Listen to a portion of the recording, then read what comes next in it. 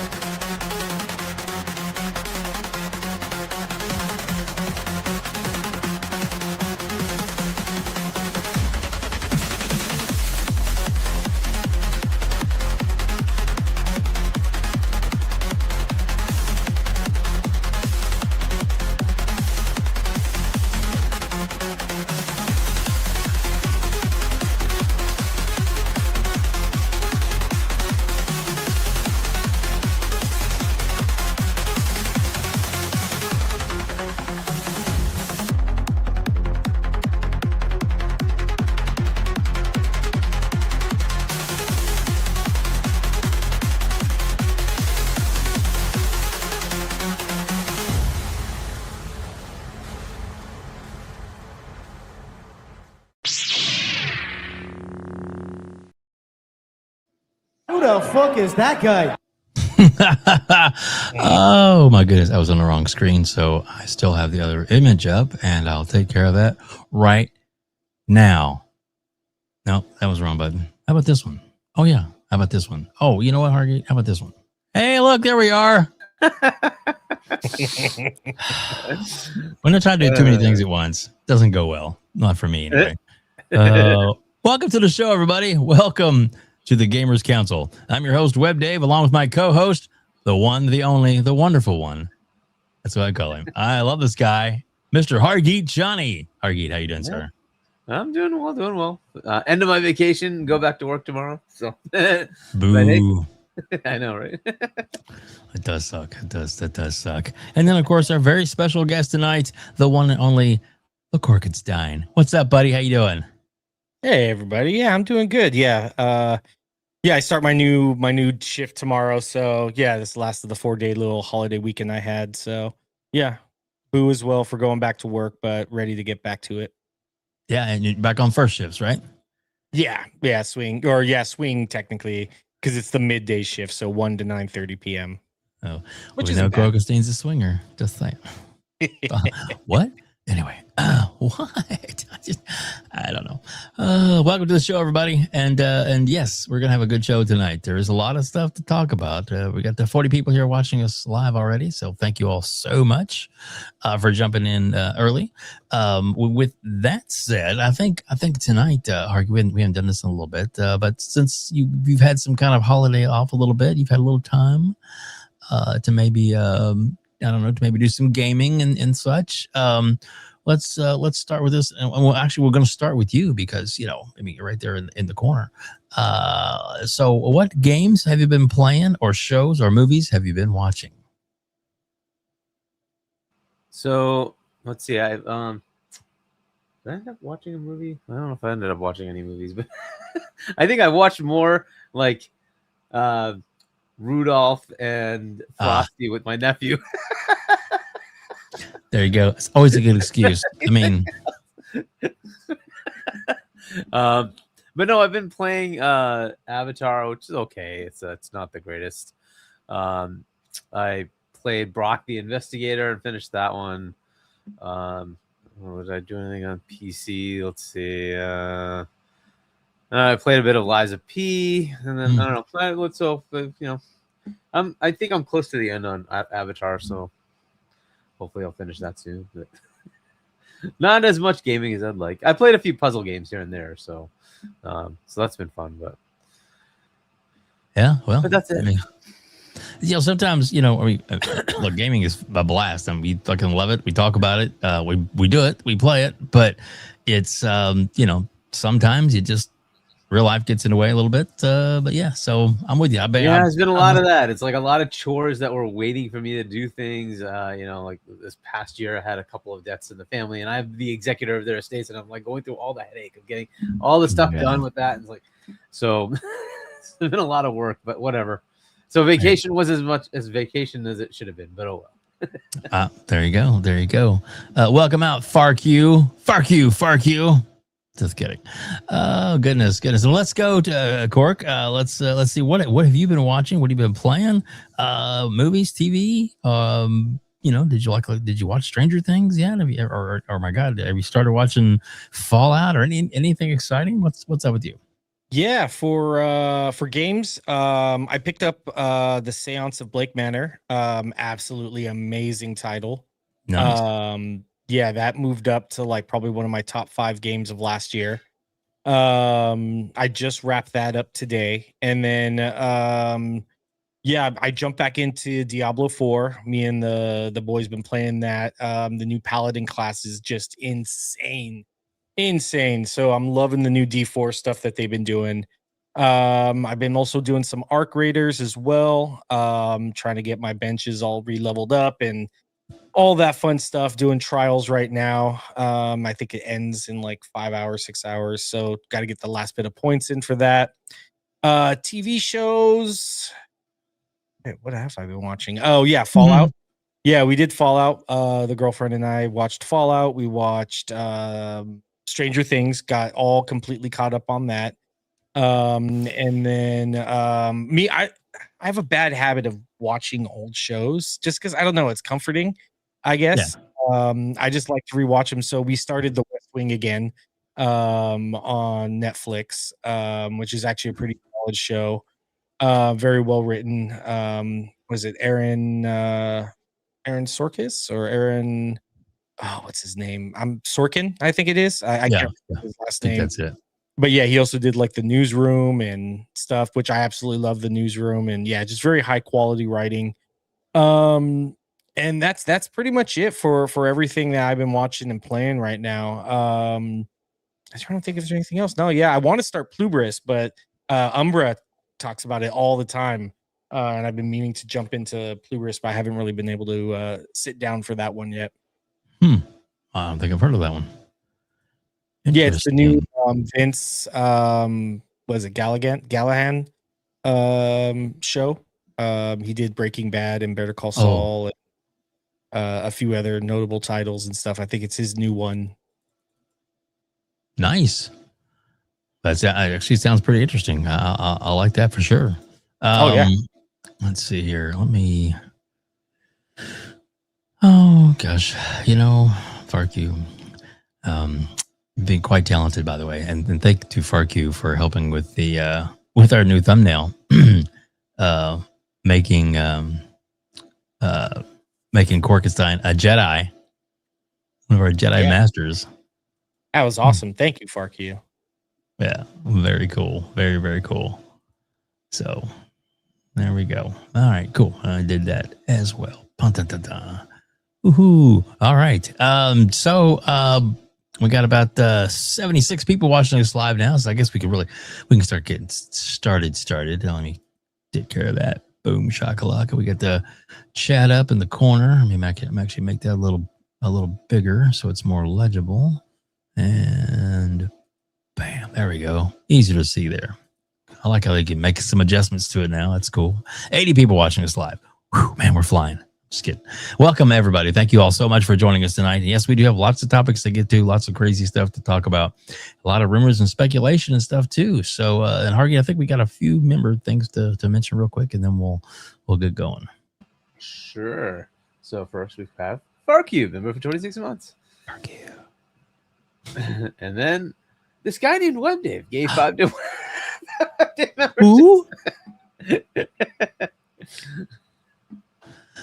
Shit. I did. I donated some to members. It's funny that a bunch of them went to some of our mods. That's hilarious. But hey, it's just random, so it just drops it wherever they wants to. So that's cool. That just means that my mods weren't members anymore. Bastards. I'm kidding. Just kidding. But if you want to become a member, it's yourself. It's only $1. That's it. It's just one little dollar, and then you can access these really cool emojis. Like the FARQ one, which is pretty cool. Corkenstein emoji is up since he's our guest. Let's see. Of course, Hargeet and myself, and a whole bunch of other emojis are up there. Yeah, even a oh, you read that one there, Hargeet. Yep. Hang on. Good old Corkenstein. Our panel members. Also gifting 5 WEBDAVE members. Share some love. Share the wealth, Thanks, buddy. I appreciate that. I appreciate that a lot. And we even have the it's Alex, because me and Hargeet are both big fans of Alex, and it's kind of a congratulations to Alex on his 100K subscribers now. Fantastic. So, and we appreciate each and every one of you for oh my goodness, we got a train going there, Hargeet. I wasn't even intended for that, but thanks, FARQ.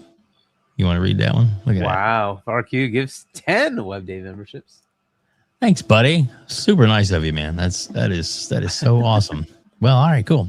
Well, before this turns into a love fest, let's see what our first topic could be, and it may be a love fest all day. So there's lots of different ways we could go with this tonight, because there's a lot of different topics we can cover. I think maybe we'll save that one for a little bit, but let's I don't know. All right, let's start with the Starfield. 2 parts actually. There's big talks about the Starfield 2.0, going to be announced soon, and maybe some information about that. And it will eventually be coming to PlayStation. They're going to make a lot of changes, a lot of vamps and stuff like that to it.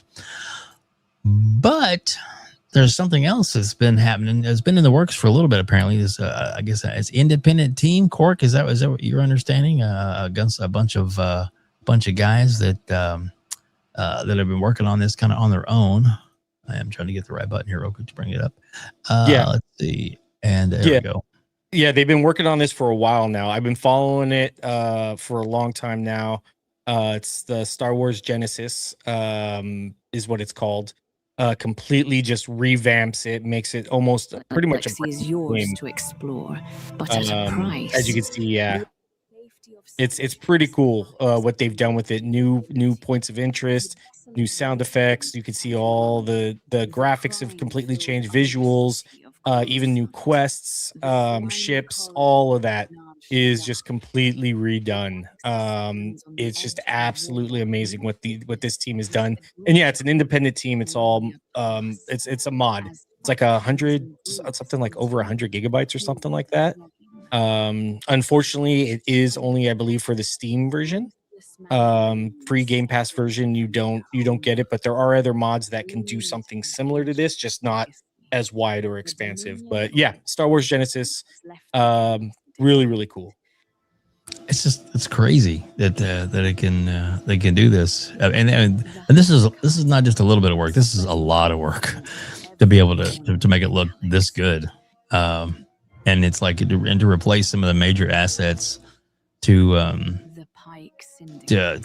just make it look this good and clean, and even some of the dialogue and voice stuff has been switched out and everything. So it's not like just like a slap of skin over kind of thing. It's like actual like bounty hunter episode, or I guess a storyline stuff that you can do. And, so it's pretty in depth if as far as that goes. And kudos to them for doing this. So and this is all, from what I understand, as long as you have the game and if you have it in Steam, this is a free download and update. You just have to have the room to do it. So if you want to, it's some mods that they can put on for for Starfield, which is kind of cool.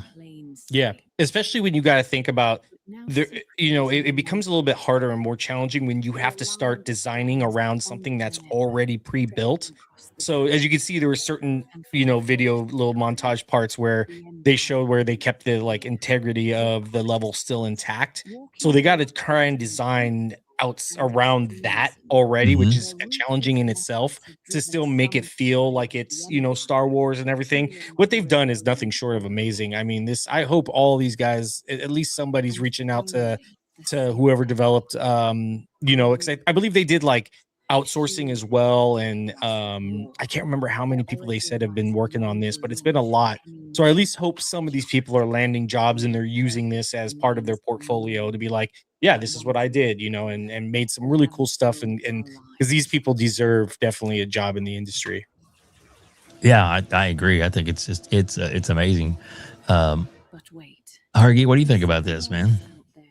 I sense it. I want the ship. Well, I mean, this is the kind of thing that I was expecting would eventually happen, right? There's been so many crazy mods in Skyrim, and once the availability was there to start making whatever you want, you just figured this is the kind of thing you'd see. So yeah, it doesn't surprise me that it's finally here. I'm sure there'll be more of these kind of things. The big question is like, they usually have these like creator content things where they actually pay them. I wonder if this is one of those that ends up being like that, but it would have to be universally available, right? But I'm sure they can work with them on making that happen. But it does seem like it's a lot of work. It's something that's really, I'm sure interesting to a lot of people who would potentially play Starfield.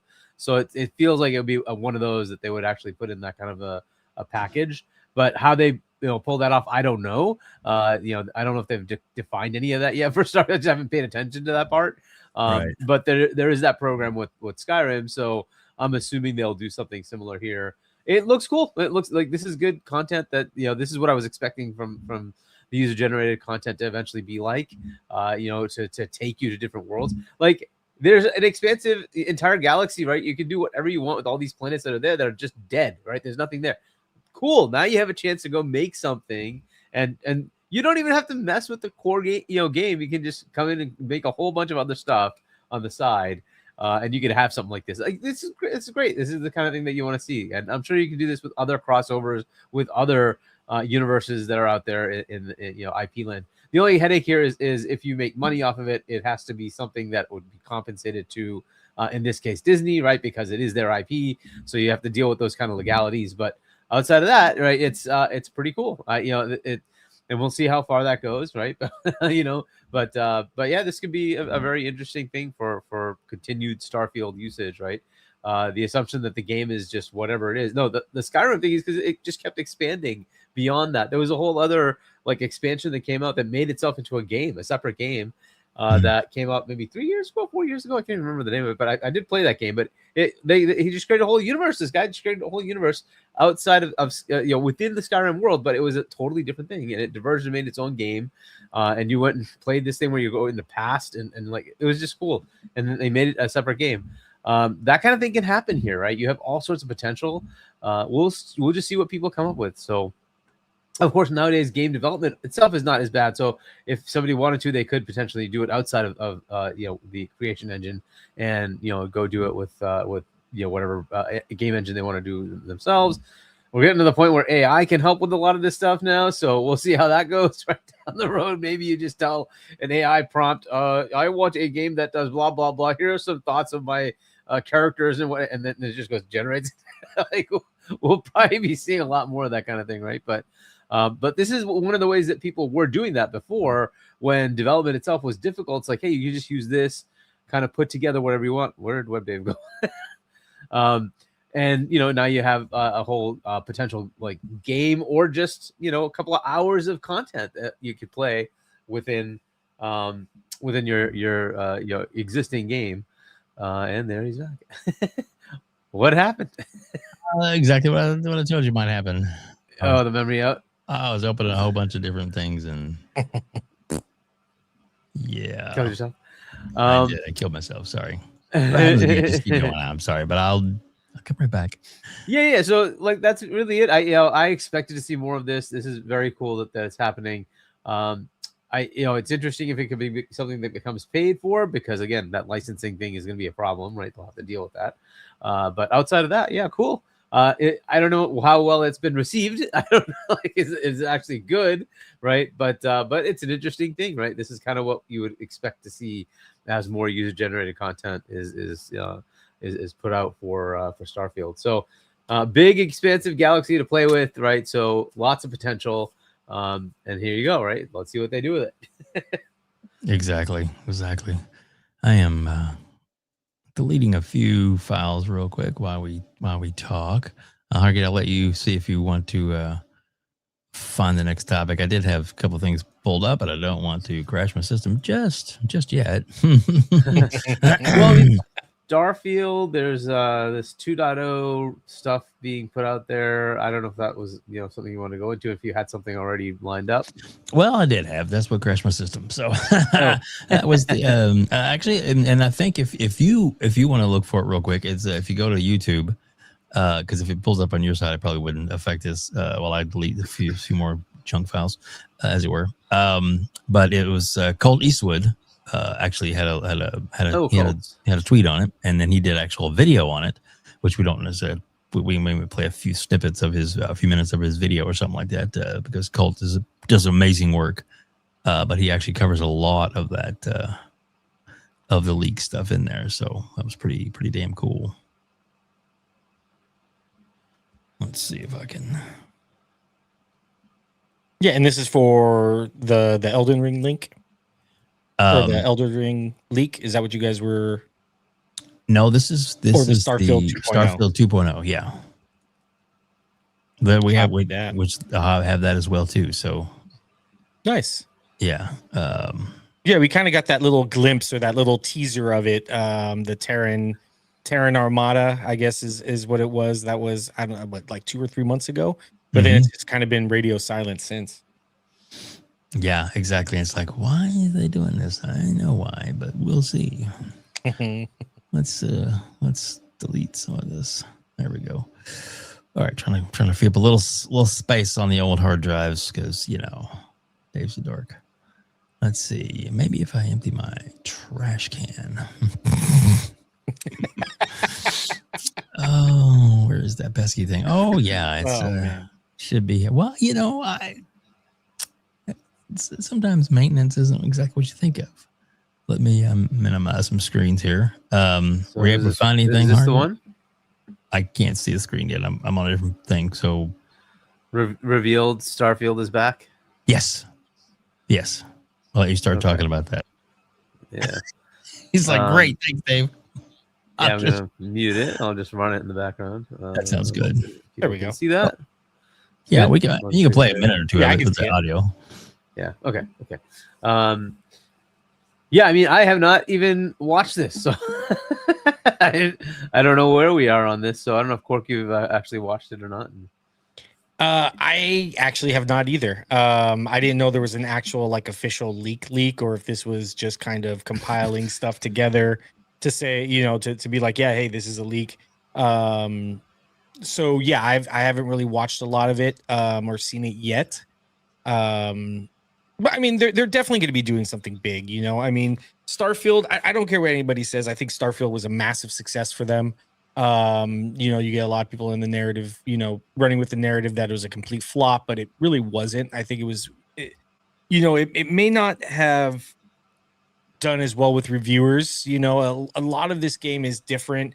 They do ambitious stuff to where they change the formula. People thought this was going to be Fallout in space, basically, or Skyrim in space, and that I kind of like that they didn't go that route. We've already done kind of Fallout and Skyrim. I wanted something new, and that's what this game was. It was a game of discovery, a game of going out there and exploring and finding new things and learning. It just wasn't kind of just given to you, in a sense, and you really had to work for some things in this game, and you'd kind of do that the similar with Fallout and for Skyrim, but I think they left a few things, and they didn't hold the user's hand as much as I feel like they do with other games, and that's what I really liked about Starfield. So I think with this new 2.0 update, they're going to be looking at a lot, because the engine itself is absolutely amazing. The technology behind it is probably one of the greatest things that they've done. I mean, we saw it during the showcase where there was that lady that was collecting sandwiches, and she had 400 sandwiches locked away in her ship or something like that. Yeah. Name an engine that can kind of do something as, and then they were saying, yeah, if you leave like an apple on this planet and go off and do like, 20, 30 hours of gameplay and then come back to that same spot, there's going to be that apple there. Stuff like that kind of tech. So whatever they're running, they have the foundation, they have the fabric, the framework of that. And it's limitless. I mean, look at what they're doing with the Star Wars mod, the Galaxy, the Genesis, Star Wars Genesis. I mean, stuff like that. So, I wouldn't be surprised if they start, kind of expanding on top of what they already have as to be an amazing engine. I agree. Sorry if trying to get this to log back in. No problem. It completely logged me out of fucking YouTube and everything. So. Oh shit. Yeah. But yeah, I don't know. Yeah. What's that? Oh yeah. More thoughts? Yeah, I was just gonna say, yeah. I mean, I think Starfield definitely is a solid game. Whatever they're planning, I'm gonna play it. I like their DLC. I did have some issues with it at start, so it took me a lot longer to start Starfield. The DLC part, I think there was a couple of people. I think me and Fuzzy, we had the same issue where we got locked in like zero gravity or something, and then I had to like use the console commands to like bypass to get to the next part. It was a little weird on how to do it. But yeah, it was a cool experience. Whatever they got planned, the world, I don't know what's that saying, the world is your oyster or whatever. Yeah, whatever they got planned, they have a framework, and that's the most important part. And that's where, I think calling it Starfield 2.0 is a little, I not say disingenuous.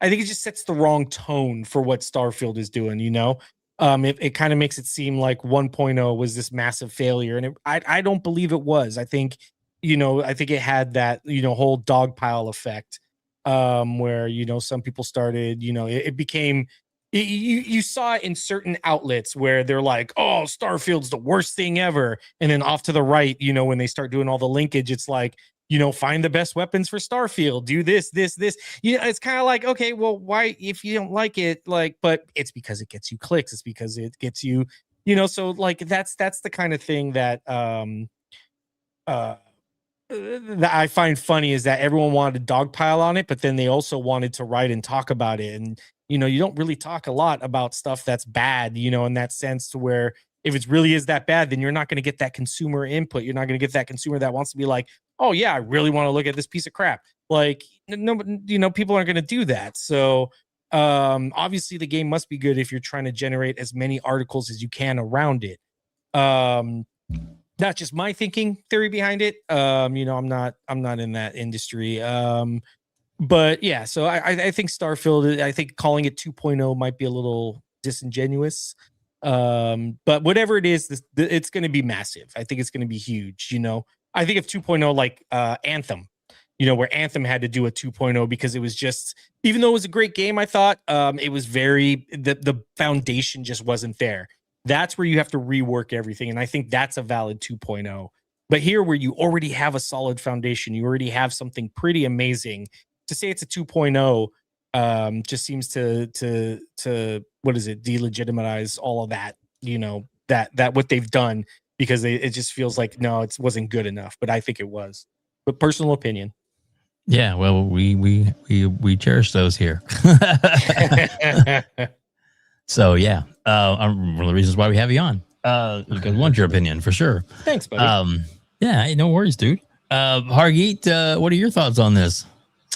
Yeah, so I think Colt's theory of the 2.0 is just the normal, it's an Xbox game, therefore it must be piled upon by everyone. And if it launches with a sort of fresh, page, a code page, and then it like comes out to PlayStation as well, or comes to PlayStation and Switch, right?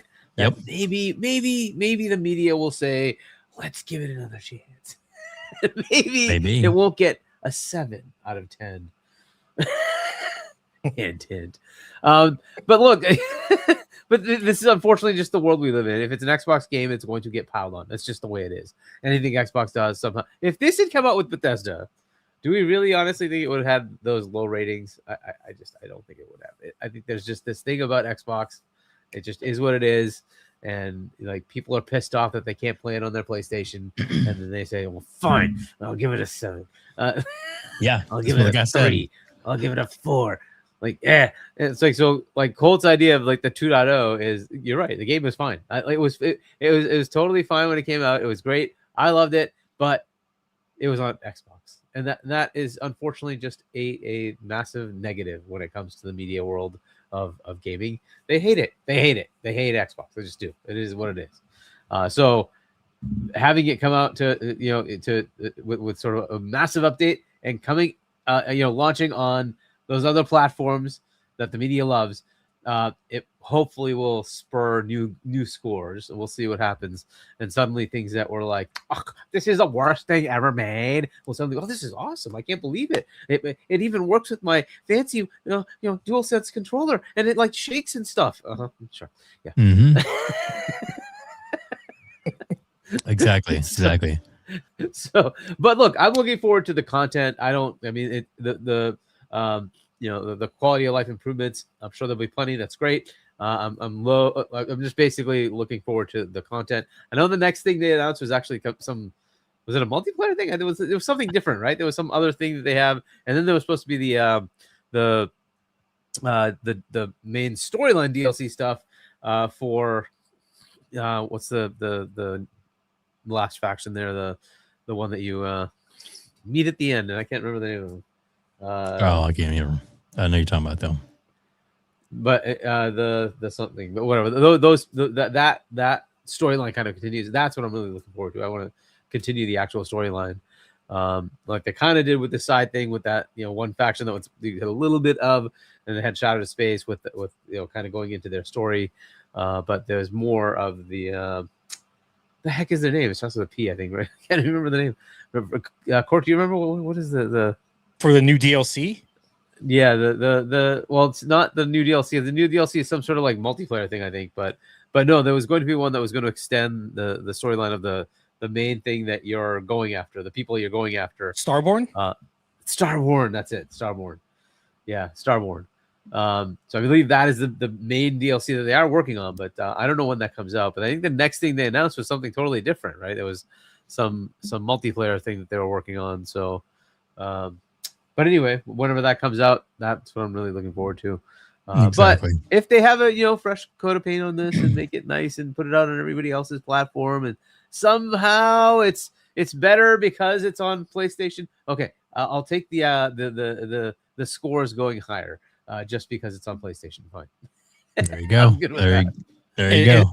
I wasn't saying Colt was being disingenuous. I just kind of realized. Yeah. I was just saying in general, everyone's calling it Starfield 2.0. So to me, I'm just saying to that aspect, I don't think it deserves, but I can see the reasoning behind it because it's going to be on PlayStation. It's going to be, so it's I guess a relaunch of the game, I guess. Yep. Yes. Brand new. Exactly. So it makes sense. Suddenly it's good. It's like, okay, we'll take it. And a big, huge shout out to Colt Eastwood for his coverage on this. And please, everybody, go over to Colt's page.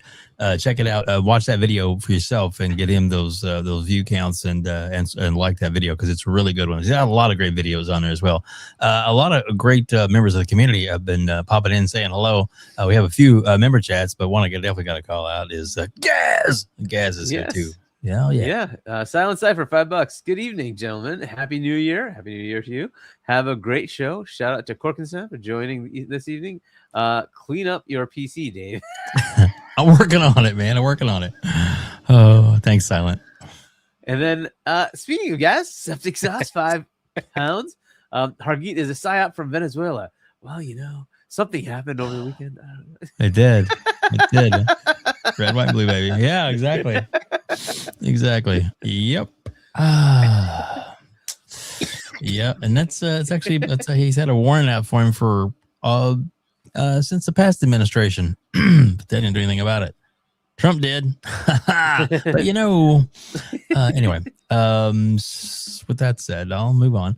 But Gaz, good to see you, buddy. Good to see you. Love to have you on sometime again. Just saying. Let me know when you have some time. You'd love to jump on. We'd love to have you.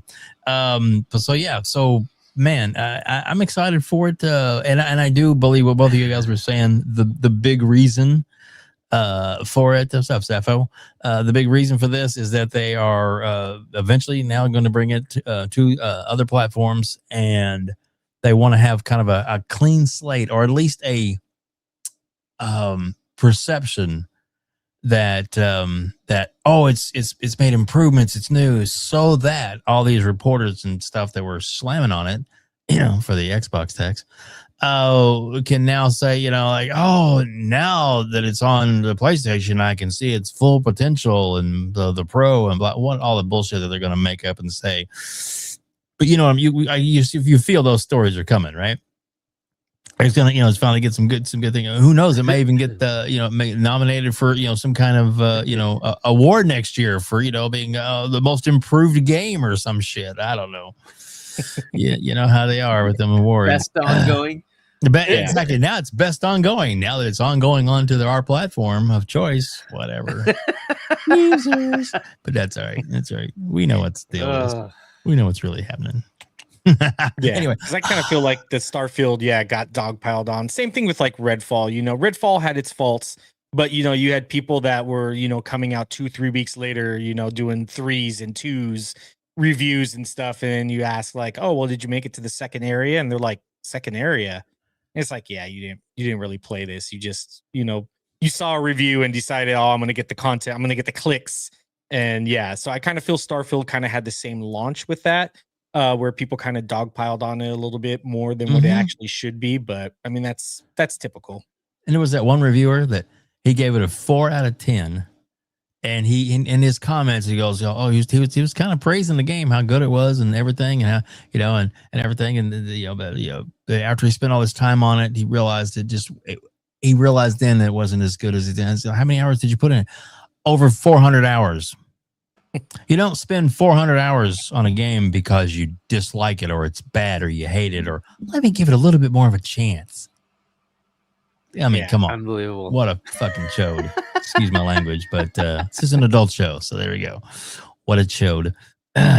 So, all right then. I think we got a couple of another super chat we can read. Yeah. P-Lump, $2. Stop the madness. Play my damn P-Lump.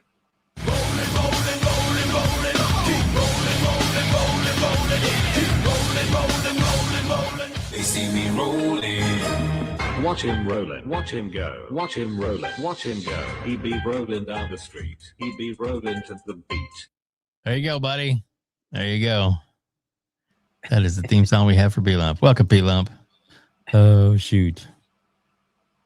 Oh, gosh, guys. I guess so much stuff to talk about. Let's, what do you do? That's right, P-Lump. What do you do, buddy? Should we move on to the next topic? I think so. Let's see. So since we're on Bethesda, let's go to Bethesda's next thing. We can. Elder Scrolls 6. Let's see. Let's see. So far, it didn't crash. Let's see what happens. So far, so good. Hargeet, it hasn't crashed yet. Boom. All right. So actually, another Colt Eastwood. There's another video that he has. I don't know if you have it. You have that, Hargeet. If you want to pull that up, just to make sure that it actually plays, because it'll want to crash my side out. Sorry. Let's see if I can That's up to you. it. There's what the thumbnail looks like. So, I say that, and there's what the thumbnail looks like. Duh. Can't you see my side of the screen? Tell you what. Shit. So once Hargeet adds it to the mix, I'll pull that one out. All right.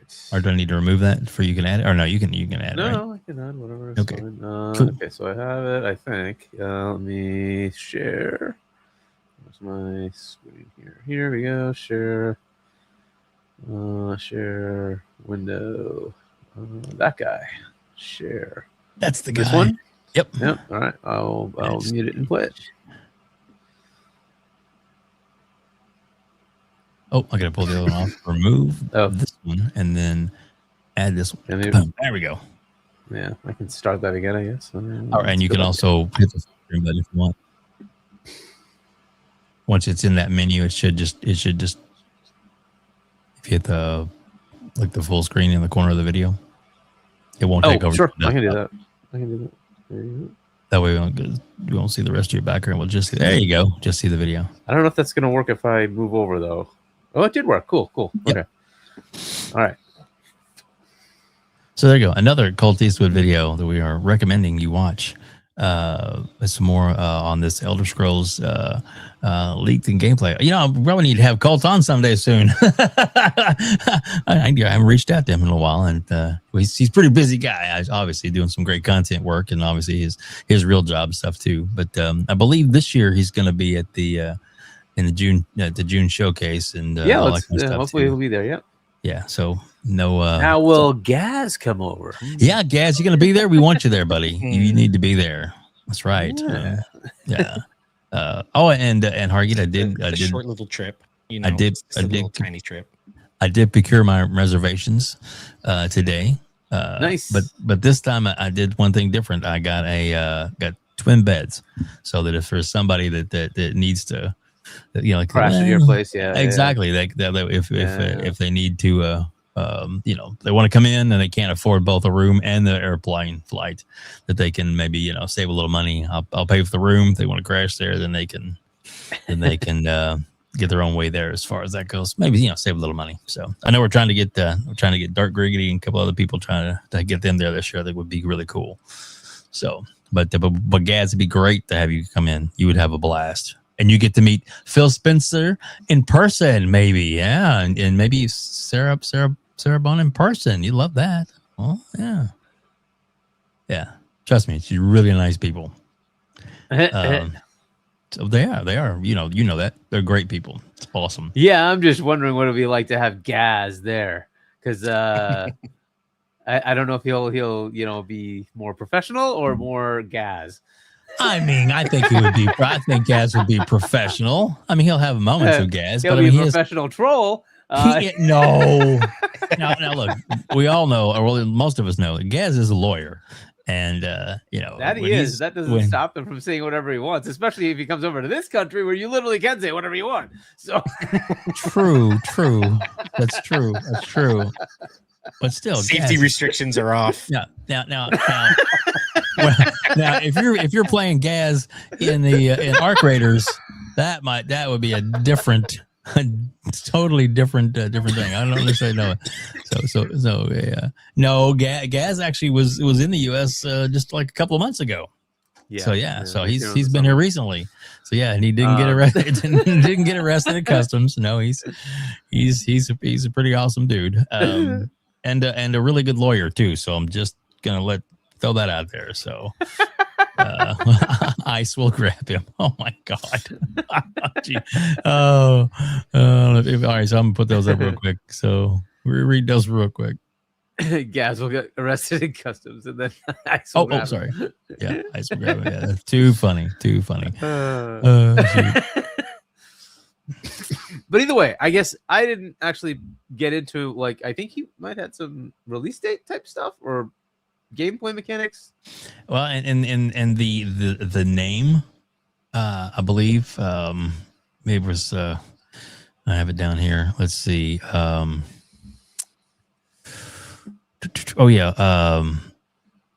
Iliac is what he was saying that the official name might be is Iliac. So As the project name? Yeah. Mm-hmm.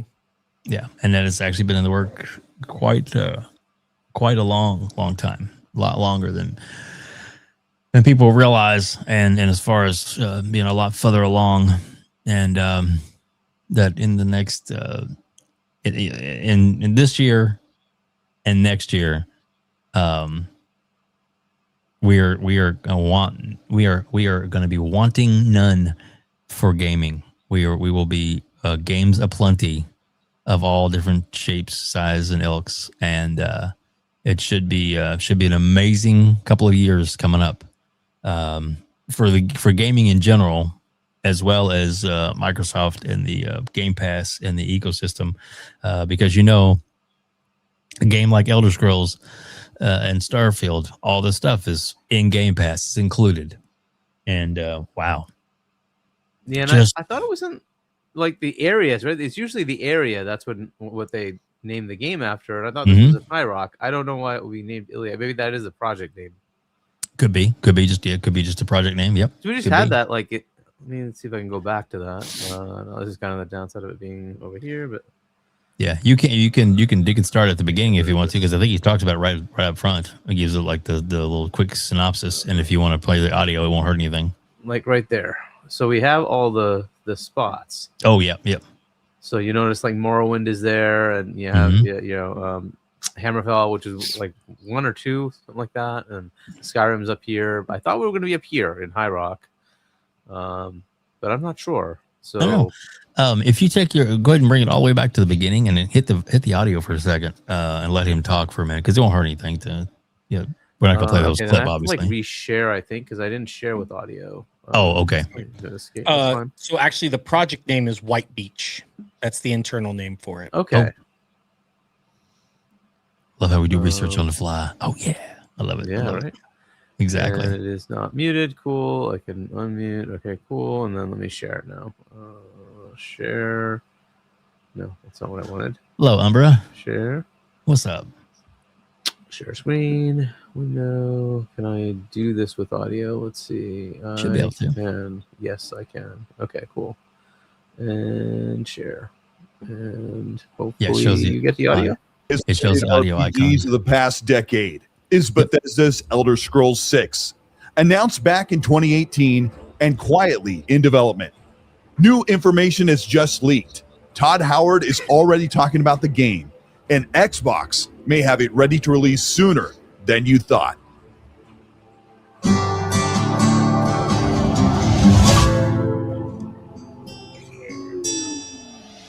This is Colt Eastwood. Welcome back to the channel. Today we're going to talk about Elder Scrolls 6, the release date, and all the details for gameplay. If you end up enjoying this video, let me know by liking and subscribing to the channel. Hit the bell to be notified of new content. And let's talk about Elder Scrolls 6. Massive leaks have just surfaced about Elder Scrolls 6 that reveal the location, world building, combat, quest system, and all new building and traversal mechanics in an overhauled game engine that has Elder Scrolls fans excited. Bethesda has been quietly working on Elder Scrolls 6, and the leaked full title is Elder Scrolls Iliac. The game is set in Hammerfell, the coastal High Rock region of Tamriel, covering a massive arid region just west of the Skyrim map from 2011.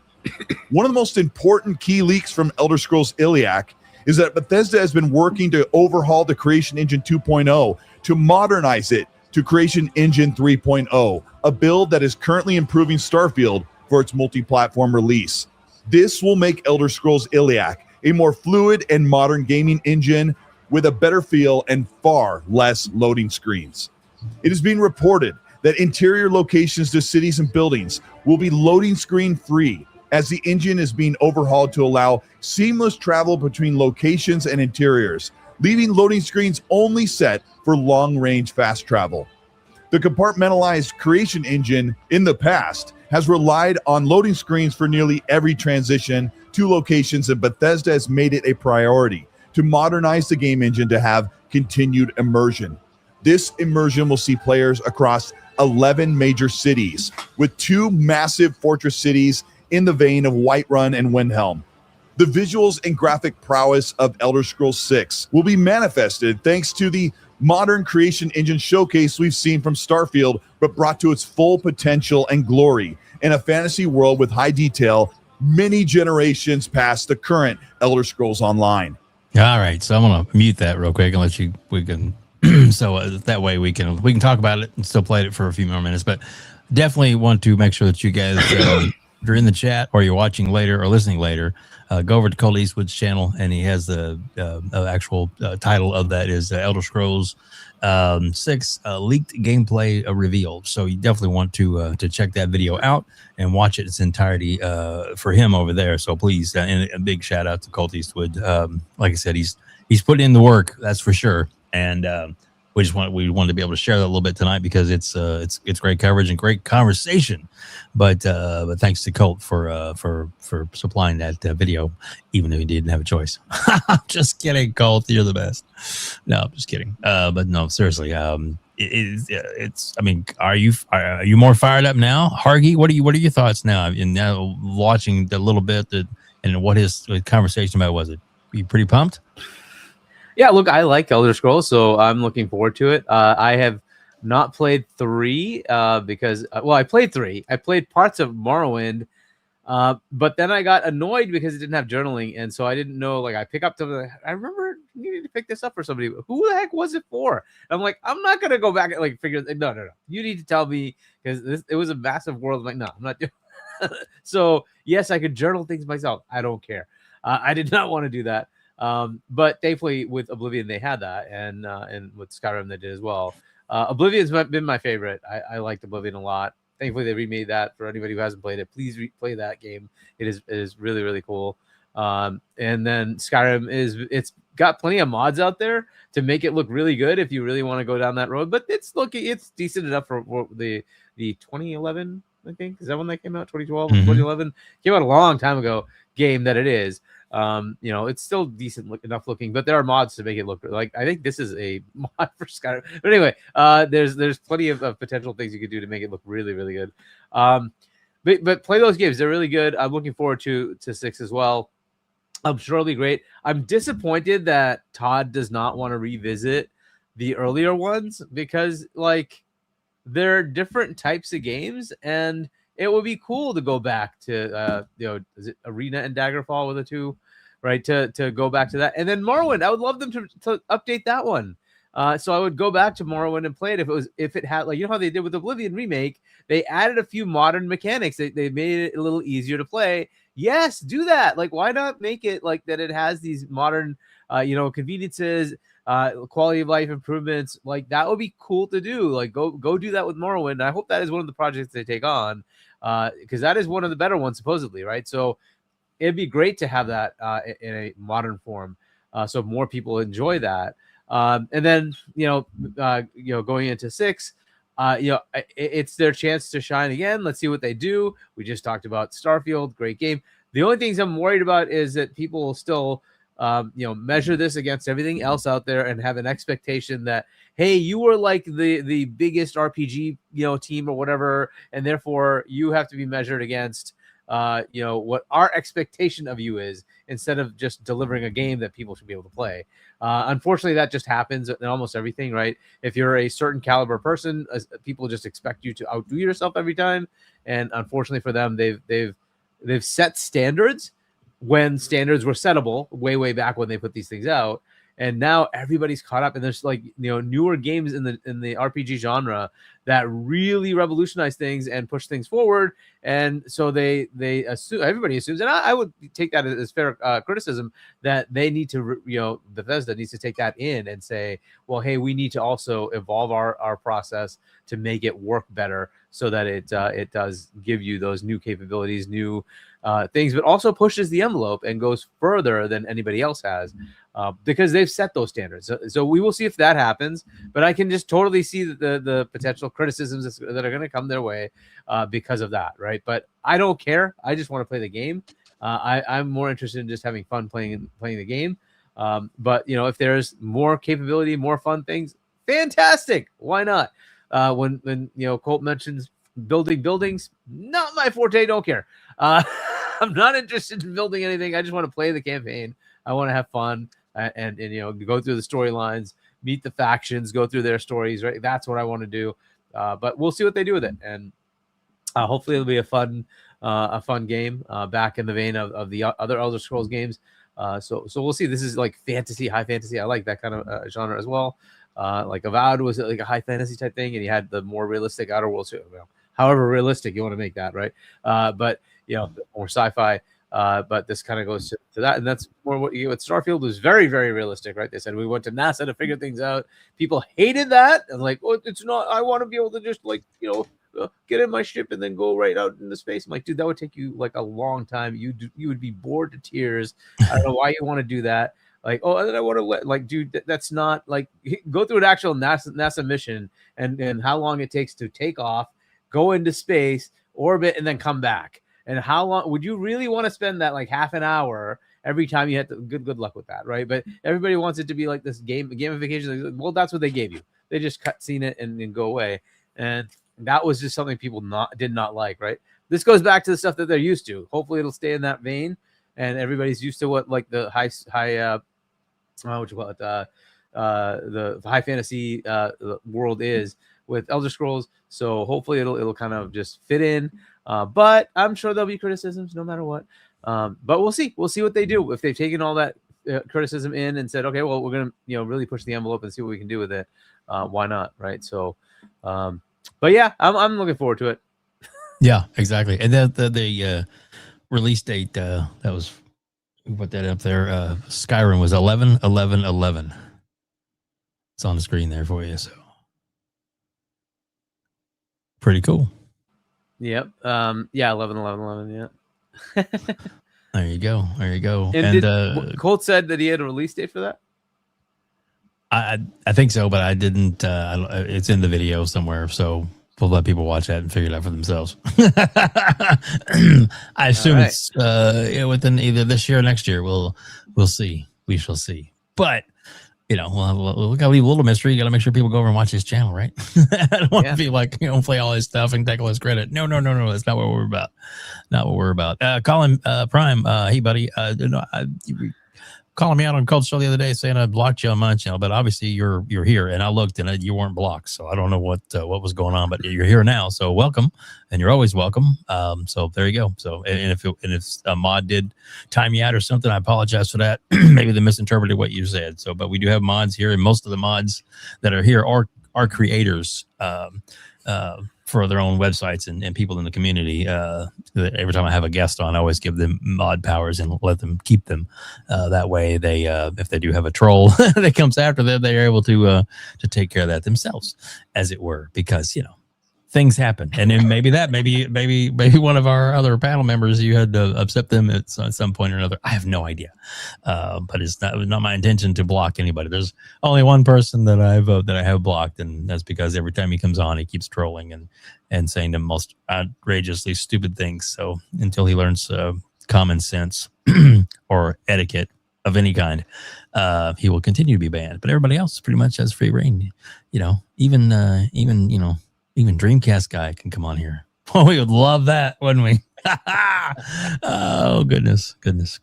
Yeah, we got a couple of super chats and stuff that I know you want to get to. Hargeet, you better be ready with some olives. I'm just saying. Silent Sight for $5. Anyone who spends hundreds of hours on a game and then downvotes it clearly has ulterior motive and a hate boner for the company behind the game. Yeah, shocking. Yep. Right? Axel, $2. The Broncos are number 1. Hit that like button, and my Patriots are number 2. Congratulations. Adidas, member for 27 months. Adidas again, $2. Salute, Dave. Sup, Cork and Hargeet. Olives, please. All right, well, let's do these olives. Ta-da! Olives. It works. Shout out to Adidas. Amazing guy. Yeah, Cork, your thoughts? Yeah, no, I'm excited. I think this is one of their main staples. Starfield is where they tried to take, risks, and they tried to be ambitious with what they wanted to do and change the formula. And I love when devs do that. So I will always support that. Because just making the same thing over and over and over and over and over again, yeah, it works, but I don't know, like you just lose that creativity aspect, and it's like what you're getting into. And I don't know, I like when people shake up the formula a bit to give new experiences and really showcase what art's about. And that's what video games is. It's an art. So yeah, I like what they're doing. Everything that he said sounds pretty awesome. I really, really want to see about the shipbuilding. Shipbuilding sounds really interesting, especially with how well it worked out for Starfield. I can assume that they're going to bring it over, since, like I said, this is exactly what I was talking about. They already got the framework laid out. It's already there. The foundation is there, and they're just building on top of it. And like you said, they're making Creation 3.0, to where now you could start doing. I thought the same thing too. Maybe when I saw it, I was like, "That's Sebastian Stan. I'll take it." I'm not gonna knock that. I love it. Thanks to Fargu. Yeah, I was going to say thanks to Farky. Thank you. You're doing me. Yeah, you're making Doing me the look Lord's a lot work. better. Whatever. Yeah. So yeah, with the building and stuff like that. This is what I was talking about with the engine. It's already there. The foundation's in place. All they got to do is build it. And there's so much, especially something with as powerful as the creation engine. It's amazing. It's amazing what they're doing with it, and it is one of the most powerful like engines that are out there right now. And I absolutely love it. So I'm really excited. And yeah, to kind of touch up what Hargeet was saying about people and their criticisms and comparing, like I can already see it now. Oh, Kingdom Come 2 deliver, or Kingdom Come Deliverance 2, does it better than Elder Scrolls 6. And it's like they're different. Yes, they're in the same genre, but they're a different style of that genre. You have more simulation. That's what Kingdom Come 2, or Kingdom Come Deliverance 2 does. They're more simulation, they're more immersion in that aspect of it. Same thing with people trying to compare Starfield and No Man's Sky. And it's like, well, I want to, No Man's Sky can do it. I was like, but that's a different style of game. There's a lot more processes going on for what Starfield is doing versus what No Man's Sky is doing. And they're different styles of Obi-Wan Corknovi. I love it. I love it. And there's different styles. There's different reasons why these games are different and what they appeal to different people. You're playing fantasy RPGs in this, and I think that's the best way to explain it is, versus an immersive RPG, like those type of games. So I can already see the comparisons, but I mean, that's just what people do. You can't get past that, but I'm excited for what Elder Scrolls has, especially after hearing Colt talk about it. If anybody's going to be ambitious, it's definitely going to be Bethesda. They're going to push the envelope, I think. And with that, I'm not a big fan of the house building stuff either, Hargeet, but I do like the shipbuilding stuff. The ship stuff for Starfield was pretty awesome, and I kind of like that. I know it's kind of almost the same thing a little bit, but yeah, I don't know. We'll see how it works. I can't wait to hear more. I'm probably going to say we will get something probably at the June showcase, especially if they're talking more about it. They're starting that marketing hype train now. I mean, who knows? I mean, we have a developer direct coming up. Maybe that might be something I've talked about, but could be still too early. But I'm excited for whatever it is. I mean, he said it's been 2018, or 2018, yeah, that we've been hearing about it. So yeah, I'm excited for it. Let's see what they do. If anyone's gonna shake, put the genre and turn it upside down, I think Bethesda will.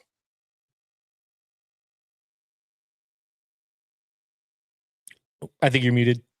You're muted. I did. Sorry, I had puppies in the background barking to get outside, so I apologize for that. But yes, if anybody has the capability of putting out a fantastic game, it's going to be Bethesda. And I think I think we know it's going to be good. That's why so many people are anticipating this and looking forward to it.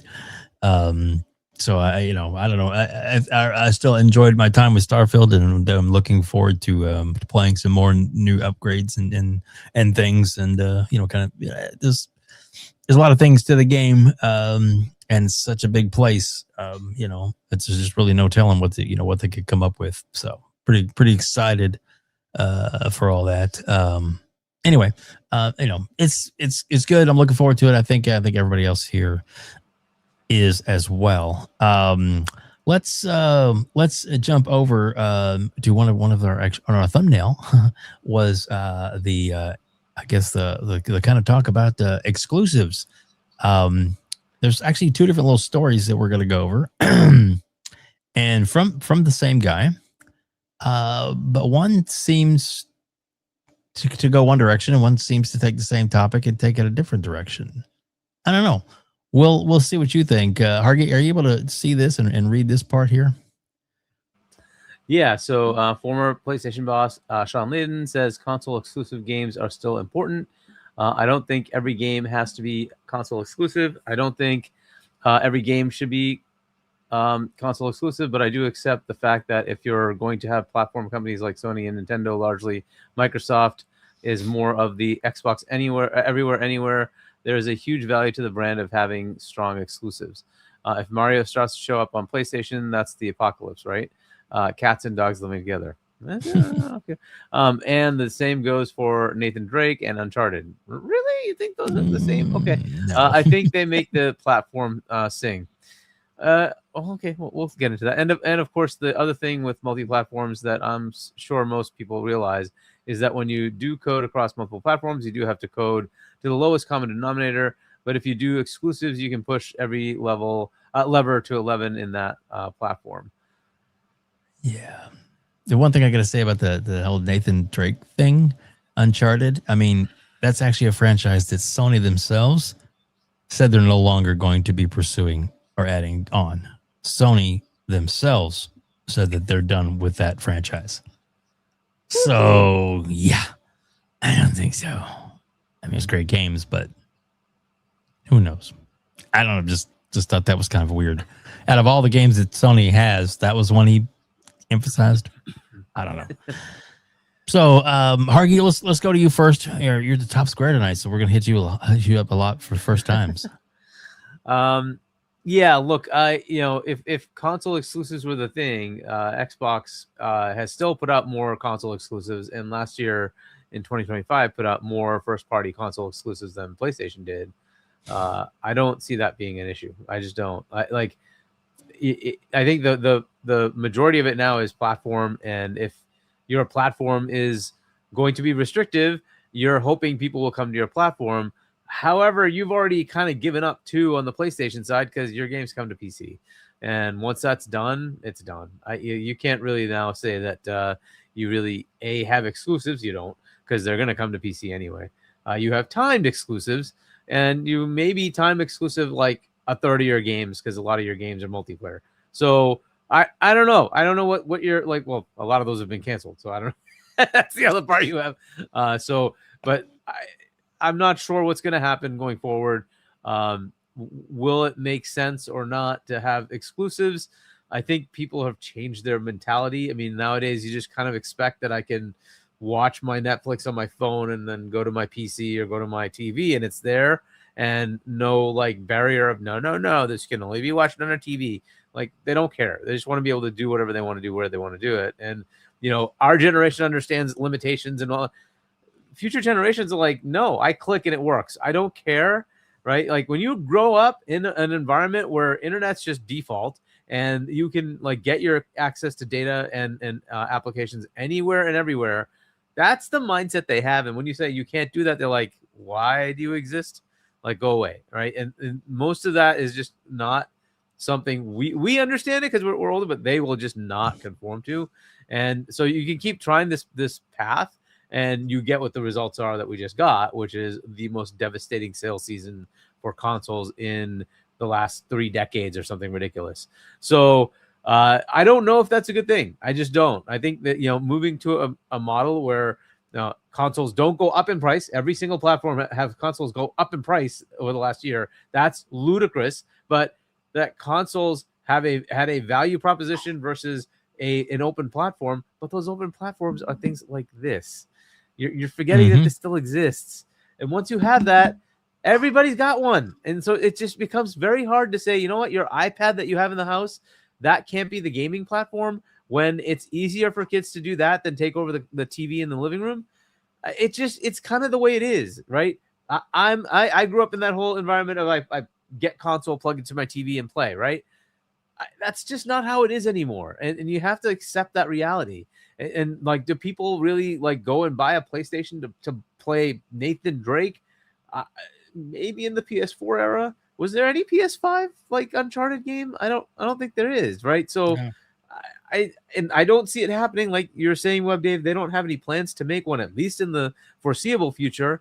Good luck. Like I don't know what drives people to buy the console. Like the game of the year in 2024 was Astro, one of the PlayStation exclusives. Did that drive massive sales of consoles? Like, nobody bought the game. It was like 1 million, 1.5 million, 2 million people like bought that game on an 80+ million install base. Like, come on, like no, nobody like buys your games to drive your no. They're playing Xbox games on PlayStation. Mhm. It is what it is. Like the exclusives thing. It's just the name brand. That's really all that matters. Is people expect the name brand, and PlayStation and Nintendo are big names in gaming. They are. Xbox has tried to get into that, and it's hard for them to capture market share in the rest of the world. It does okay here in the US. Beyond that, it's okay. It's not been great. Most places, it's terrible. So that's been their thing. If the name brand wasn't there, I don't see how PlayStation could say that they're a better platform than Xbox. They have far more capability with Xbox than PlayStation does. That Nintendo now, they're probably the worst platform as far as platform capability, but they're catching up slowly. To try, they just had to add party chat on Nintendo Switch 2. Freaking 20 years after it's been out. Wow. For other platforms, they finally add party chat. Like, they are way behind. But in some cases it's kind of cool what they do, but in a lot of cases they are just way woefully behind. PlayStation is mostly there now, but look, they always seem to play catch up on things that Xbox is doing, but nobody seems to recognize that in the freaking industry. It's just the way it is, and a lot of that comes from negative press. It just like everything Xbox does has to be negative for some reason. That just keeps pushing away from it. I don't think exclusives are the thing that drive it, okay? Because if I ask the average PlayStation player how many exclusives we've played, they would say that I play Call of Duty, which is an exclusive. They have no idea. They don't care. They just buy the game and play it. They're just looking for games that are on the platform, okay? I don't think they look at that kind of thing. Mario, very, very much Nintendo. Everybody knows that. Fair enough. Pokemon, Nintendo. Fine. But beyond that, do they care? They buy a platform, they play the games. I don't know if people realize that, Octopath Traveler was a Switch exclusive. They just buy the game and play it. That's just the way it goes. I don't think it matters. Whatever the thing is going to be a percent of people who are in the know. That's going to be a small percent. The rest are just like, oh, I can play this game. I'm going to play the game. That's it. But a lot of the gaming, we already know. It's these big, large games, right? You got your Minecrafts and Robloxes and Fortnite. You can take like Fortnite and Roblox as their own game economies that drive billions in revenue. It's so ridiculous how big they are, and they would outshine a PlayStation or even Xbox. At times, Xbox owns many of them. That's why they're okay. But like it's just a crazy thing to think about that, right? But that's the way it is, right? So. Do exclusives matter? I think it matters what the exclusive is. And I don't think it's going to be viable to keep saying you can make multi-$100 million games that say stuck on a platform. Even PlayStation conceded that and put their games on PC. So I don't see that being the case. Nintendo is okay because their games cost very little and they sell well and they have a good attachment rate. So it works for them. I don't know how long that lasts. I find it very, very crazy that that's still a thing because they're good. That's like the games that come out, they're still good. They somehow reinvent themselves every time and do something to keep it good. Otherwise, I would just never expect a game that came out in the 80s is still kicking around at very high quality in numbers in the 2020s, right? But it's happening. Both Mario and Zelda are still high tier games, right? That keep coming out with 90 metas. And they sell really well, right? Not like the offshoot games, but I'm talking the mainline games. They do well. And like that's not what you see on PlayStation, except for a handful of games. Their biggest platform, their biggest volume sales is in aggregate is Gran Turismo. And I mean, that's okay. It's a racing game. Not everybody's cup of tea. But like if you look at your average Uncharted, has that eclipsed in the 50 million range and the 40 million range? Nope. It doesn't come close, right? Their biggest one outside of that is going to be Destiny, which is, again, something they just bought recently, right? So I don't know, man. And Destiny is by no means an exclusive. It is wide open. It's everywhere. So I'm not sure about this. I think if they put Spider-Man everywhere, I think they would get more sales for it, and I think it would be better for them. I think it's actually stupid to lock that kind of game away. But hey, that's their choice. right? And if God of War needs to be locked to you to somehow sell 10 million consoles out of your 90, 100 million that you're going to sell, okay, good for you. I just don't think it matters. If it mattered, like you started to have exclusives for that platform really in 2023 when Spider-Man 2 came out. Before that, you had, the Demon Souls remake, and you had Ratchet and Clank. Mhm. Okay, cool. Oh, and I forgot Housemarque's grand, massive seller in Returnal. Was it though? Yeah, exactly. Okay, so these were your 3 exclusives to PlayStation 5, right? The rest were all PlayStation 4 games. So nobody had a reason to go to PlayStation 5. If you're trying to sell that console, well, what were you doing for 3 years? Nothing. So why did it sell? It's still sold out. It sold. It sold and sold and sold. Why did it sell? Because of the name. That's it. All it needed was a name. That's it. People just buy it because it's PlayStation. So, and it kept selling and kept selling. You then put out Spider-Man 2. And okay, the sales kept going, even though Spider-Man 2 didn't do as well as the previous Spider-Mans. But fine. It still sold well enough, I guess. I don't know. Hopefully it made its money. But that's where you are. I don't quite see this idea that somehow your exclusives are what's driving the sales. I think it's just the fact that it's PlayStation. It's driving the sales. And that's it. I don't know that it's going to make a dent. This selling season, I would have expected Switch 2 to be the big seller because it's a brand new console, but it wasn't though. So, it's very interesting where the whole console market's going. I would be cautious in saying that this is even a thing and be very leery towards locking your games to a platform. I would be much more open to the idea of making sure your studios can stay budgeted and have revenue coming in. If you lock it to one platform, you're cutting that off. And I don't know if that's such a great idea. So it would be fine if you had the Nintendo games where it's like $30 million budget. Cool. And it's going to sell 5 million copies, 10 million. You're going to make tons of profit on that. That's great. It's not going to happen with your games, right? Your games cost too much on that side. Same on Xbox, right? They have smaller games, which is great. They also have larger games that cost money, and they want to make those back. And I think it makes sense to just multiplat it. But hey, we'll see how that works long term, right? So, Cork, your thoughts? Yeah, I mean, I 100% agree. Exclusives don't matter the same way they mattered, 10, 15 years ago. That's when exclusives mattered, because that's when you're building a platform. That's when you're building name brand recognition. Yep. And that's all exclusives really matter for, is name brand recognition. But it doesn't mean people are going to go out and end up buying a PlayStation for this one game if they can get it somewhere else as well. Like, they're going to go more. Remember, people are thinking with their wallets. They don't care, about 90, 99. We're the 1% of hardcore gamers here. And that's what a lot of people forget. Casual consumers will spend with their wallet because they see value in something.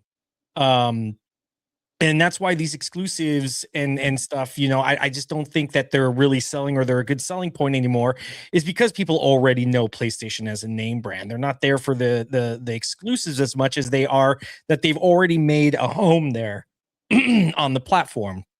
They're already invested in this platform. I think it's more so that than it is that, because they got exclusives. That's kind of like a bonus, It's like people signing up for Netflix, it's like, because they have this wealth of catalog, but they also got Stranger Things. That's a benefit, in that sense. And I think that's how a lot of casual consumers really look at it. They're not in the trenches of the console wars and all that stuff. They don't care. So when it comes to exclusives, yes, they are important, but it's not important in the metric that people think it's important. It's not going out. People aren't going to go, like I said, go out and buy a ton of consoles for Astrobot. That's just not the case. And we've seen it. We've seen what it's done. They're losing MAUs. Consistently every quarter they're coming out. They're losing 1 million, 2 million MAUs comparatively each month. That they keep doing it, and there's a reason why, and that's what really matters. And this is why it frustrates me. We got all these old crusty ass dudes, and people from these, executives that grew up on the old time, and they're like, what's Xbox doing? What is this? What exclusives matter? Like, this is how we used to do things, and this is how things will always be. And I don't understand what's a TikTok, and it's just they're so confused on what the actual industry is going and where it's going, and they come out saying all this ludicrous weird shit, and people are scratching their heads like, what are you talking about? Like it has us questioning what they're talking about, and that's just what it is. It's they're out of date, they're antiquated, they're not in the industry anymore to where they can see where trends are happening, to where they're still locked in these old beliefs. And then you look at their actual financials and you're seeing, oh, so much for these exclusives. Your operating profit, Sony, is at negative 10%. Like, that's not good. You are operating at a loss right now. So much for all those exclusives, right? What really does is third-party games, where you start opening up your platform, you start selling and gaining new MAUs and new consumers, and you start looking at places where you can put your games to get in more hands, so people are actually spending money inside your ecosystem on another platform. This is why Xbox, for how long? What, for the last 10, 15 years? Oh, Xbox has no games, no exclusives. Guess what? They're still here. They're doing better than ever. They have more MAUs. They're seeing more revenue. They're seeing more profit than anything else before. So tell me, does exclusives really matter when we're seeing Xbox do all of that right now without the exclusives that they had? How much does exclusives really matter then when you're really looking at it?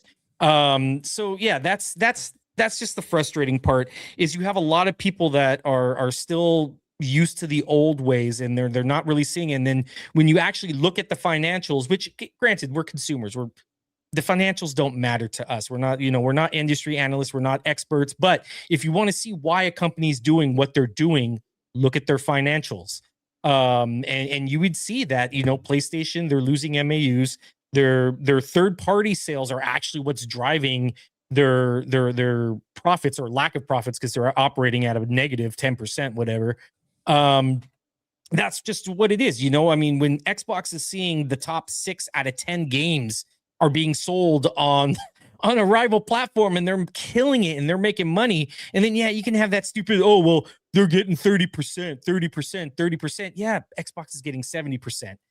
I like 70% more than 30%. And especially now that you're creating an attachment rate to the Xbox brand, this is why they're at 500 million MAUs, because people will spend. It doesn't matter that people can go into the PlayStation brand. Oh yeah, I'm going to play the newest Spider-Man game, and then, 10, 15 hours later, okay, what now? I'm going to go on the Xbox where I can play on my phone. I can play Call of Duty on my phone or on my tablet or on my PC, and I can go spend money inside that storefront.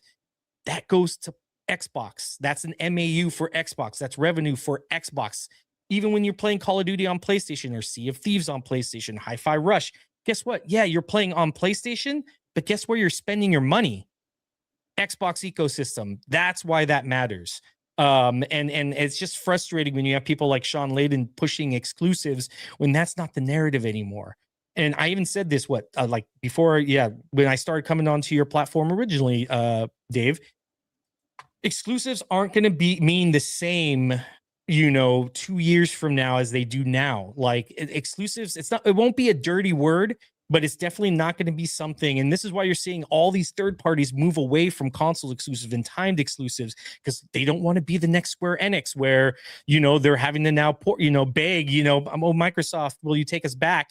And you're having to have all these, where you see these studios now shutting down because they can't afford, because maybe they signed a money hat deal. They're locking out 2/3. If they're going only PlayStation only, that's 2/3 of your consumer base gone right off the rip. Why would a company do that anymore? And I think a lot of people are wising up that, maybe Xbox might not have as many consoles out there as they should, but 30 million isn't, 30 million plus isn't a number to sneeze at. That's not something just a hand wave away. That's 30 million plus potential consumers that you can get invested in. So yeah, I think it's stupid. We really got to stop these narrative the narrative of exclusives. It's an old antiquated thing that they used to do that's just not viable anymore. And especially in a fickle industry, like I said, where studios are closing, you're seeing games getting canceled. you just can't bank on exclusivity anymore like you should. I mean, we should have seen this with Lawbreakers when, what is it, Cliffy B's project, where, he spent most of his time, yeah, Xbox, great. And then he gives them the middle finger and is like, yeah, I'm going to PlayStation, and his game bombed. Like, we should have seen it there when you're locking your games behind the ecosystems. It's bad business now. And especially when consumers are looking more to get value out of their wallet. I'm going to tell you what, I have to spend $800 plus another $80. So I'm already almost at $900 just to play one game on one platform. Or I can spend the $80 and play it on my phone via cloud, or play it now. Now I got Play Anywhere, so I could take it wherever I want. Yep. Which value is the consumer going to go with?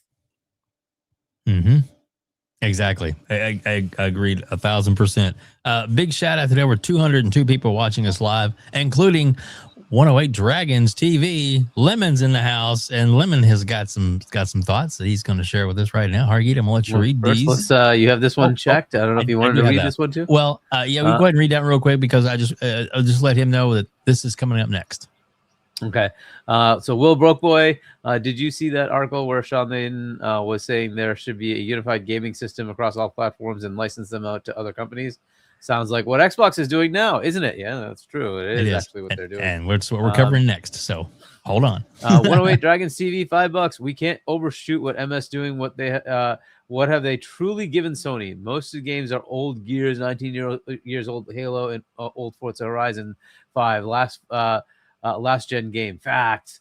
Yeah, a lot of it is. People just assume everything. Like, so as I said, they still released a lot of launch console exclusives in 2025. And some of those games will probably end up on PlayStation, but they did release a bunch of them. I don't know if I've seen a date for Avowed yet. I think that's still Xbox only. There is now a date for South of Midnight. There was Keeper. There was Grounded 2, which eventually I'm sure we'll go over. Maybe, I don't know. I'm not sure, but Grounded 2, which is in preview right now. What am I missing? I think there was another one that was also exclusive to them. But either way, whatever. So you have a bunch of games that they have released console launch exclusive. What will happen? They will probably end up going there. I don't know, but they did have them. They're still doing exclusives. It's just a little different. And Forza Horizon 6, as I recall, is also going to be a launch exclusive. Yep. So it's going to be on Xbox first, and then it will eventually be on PlayStation. So that's still the way it's going. Either way. Again, 11 or someone 108 Dragon TV, $2. Sony getting milked right now. MS looking great. Yeah, there's that. Very true. Very true. Will the Broke Boy Lewis, member for 10 months. Hope everyone's doing well. Here's looking to 26. Yes. Happy New Year, bud. Exactly. And just it's this is going to be a big year. The 20th anniversary of Xbox. Don't sit on that, man. This is going to be 25th. What did I say? 26th? Yeah, so 26 in my head. Yeah. Sorry. 25th anniversary of Xbox is going to be the biggest fucking year in gaming ever. Just white. You have no idea. Go ahead. And GTA might be coming out this year too. Just saying. Will the Broke Boy Lewis, $5. So if Xbox is dead because they aren't selling many consoles, does that mean PlayStation Studios are dead because they are hardly making games? Damn. I think you hit him right between the eyes on that one, buddy. Damn. Good call. And you got 100% from Def Leppard on that one. Yep. Agreed. Too soon? No, it's not too soon. You put that up there all day, every day. Concord. Yeah. Somebody was saying the other day about how bad. Here we go. That was the absolute death of PlayStation, was that man right there. Yeah, Mr. Cookies himself. But yeah, talking about the Microsoft canceled this and they canceled that, and it's like because they're smart. If something's not working out or something's not coming to fruition, then you cut your loss and you move forward with what's going to work. Where Sony threw all that money at Concord, so much money so that they had to pull it back and give refunds. You talk about a fucking loss. I mean, the rumors are this like almost $500 million that they lost on that shit. Yeah. Shout out to Xena. Cookie Monster. Jim the Cookie Monster. C is for cookie. Yeah. Exclusives work so well they had to walk back one of their slogans, and that's "We believe in generations." How did that work out for you? Where you're doing, console exclusive, we're going to come out with only PS5 games exclusives, and didn't work out so well for you, did it? When your attachment rate is 50% still are playing on PS4. Yep. Never said that again, did you? Tag, you're it. I think they're a bleeder. Yep. Yeah. Agreed. 100%. But yeah, I just think that's there will be, I believe, some timed exclusives going forward, and there'll be some things that come to Game Pass that maybe will come to other platforms a little later, just for the simple fact that they'll that they have that are backed by Microsoft, and they're like, we'll finish paying them out and let them be on Game Pass and have a little bit of a window of exclusivity, and then we'll put you everywhere. Those kind of things are possible, and there'll be some that are day and date on everything. But yeah, I think there will be some exclusives here and there, and Hargeet, I am probably in. I'm not the only one, but I'm in the firm believer in core colors. To throw this out to you that this year, Sony will announce the first of several formerly exclusive first-party tentpoles that are going to be coming to the Xbox this year. Clip this, because it's going to happen this year. You're going to have an announcement this year of a game that could be, big former exclusive, a big tentpole that the ponies are going to be hurting so fucking bad. Ooh, talk about crying. Will it be Uncharted? It could be Uncharted. It could be Uncharted. Could be Spider-Man. Could be God of War. Could be a lot of things. The pain they're going to be in. You don't pay someone you don't pay someone $300,000 a year to look at multi-platform strategy and not bring your games to other platforms. Just saying. Exactly. Yeah. There's another Lemon. Thank you so much for these amazing super chats, my friend. Yeah, so Lemon again, $5, One Way Drags TV. The clown ass YouTubers say Xbox dead. How's that Bungie a better deal than ABK deal? Stop listening to clickbait frauds. Play how you want. We all win. True. Amen. And Lemon, let me know if you want to be on the show next week. I haven't booked anybody yet, so definitely would love to have you on next week. If you're interested, let me know. Just so you know, let me send me. You got me on X, man. So give me a message. Let me know if you'd like to be a guest next week. Just throwing that out there. I don't know what your plans are, but if you're available, love to have you. So yeah. So with that, Broke Boy Lewis, we had talked about the other topic, and we're going to go to it right now. What is that? I'm in. Say no more. Oh, excellent. All right, cool. So we'll have Lemon on next week as a guest. That'll be fantastic. Lemon. All right, looking forward to it, my friend. All right, cool. All right. All right. So Hargeet, I'll let you read this. Man, this was from the same guy. Mm-hmm. Sounds a little funny when you read it. Go ahead.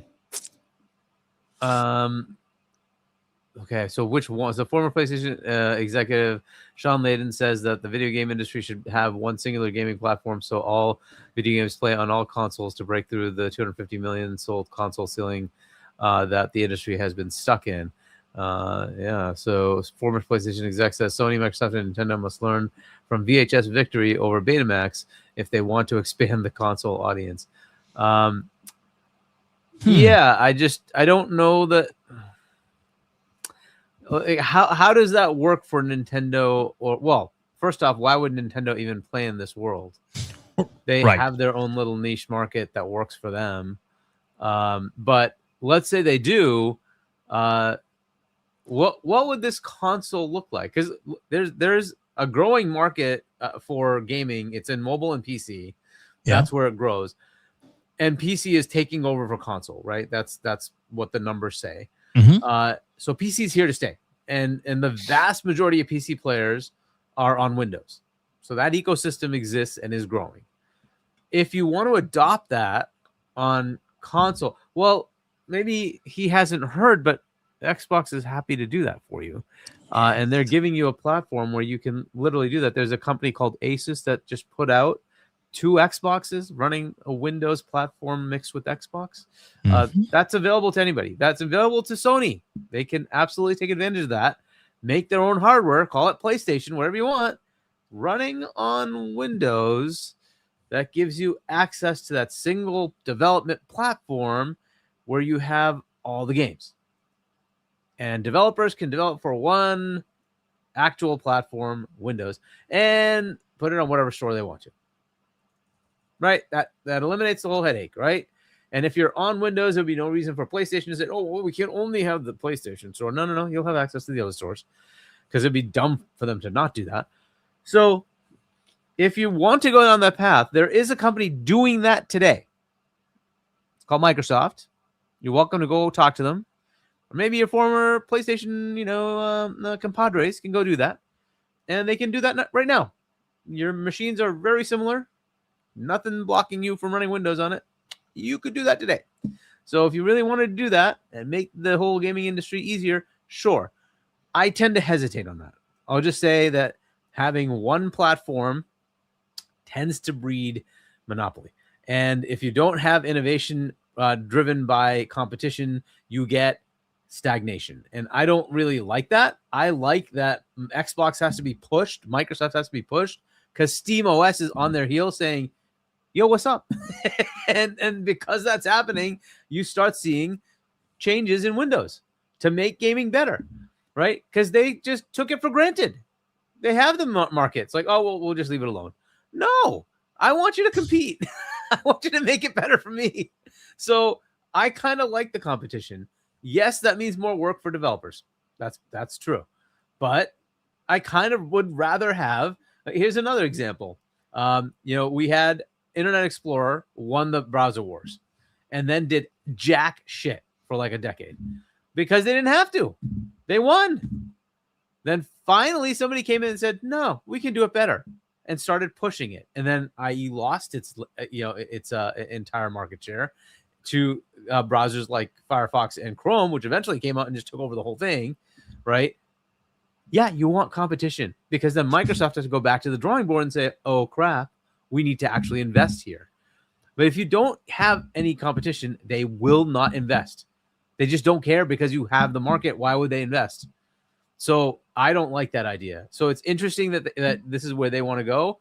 But the only reason they're looking at this is in some magical world where everybody gives up Windows, they would somehow all coalesce around PlayStation's, BSD/Linux OS. Yeah, that's not happening. Nope. That's really just not happening. All the development work is done on what platform? All right, Windows. So they're going to abandon the development platform for your platform that you don't have. You're out of your mind. Like, the answer is simple. It's obvious. It's Windows. That's the platform, right? But I like competition. So I would rather there be multiple platforms out there that people have to develop for, because it means that each platform has to push each other, right? That's better for me. I like that. So I don't know why that's a good idea. Yes, it's easier for developers. Make the tools easier. Make it easier for the developer by allowing the tools to handle a lot of translation and whatnot.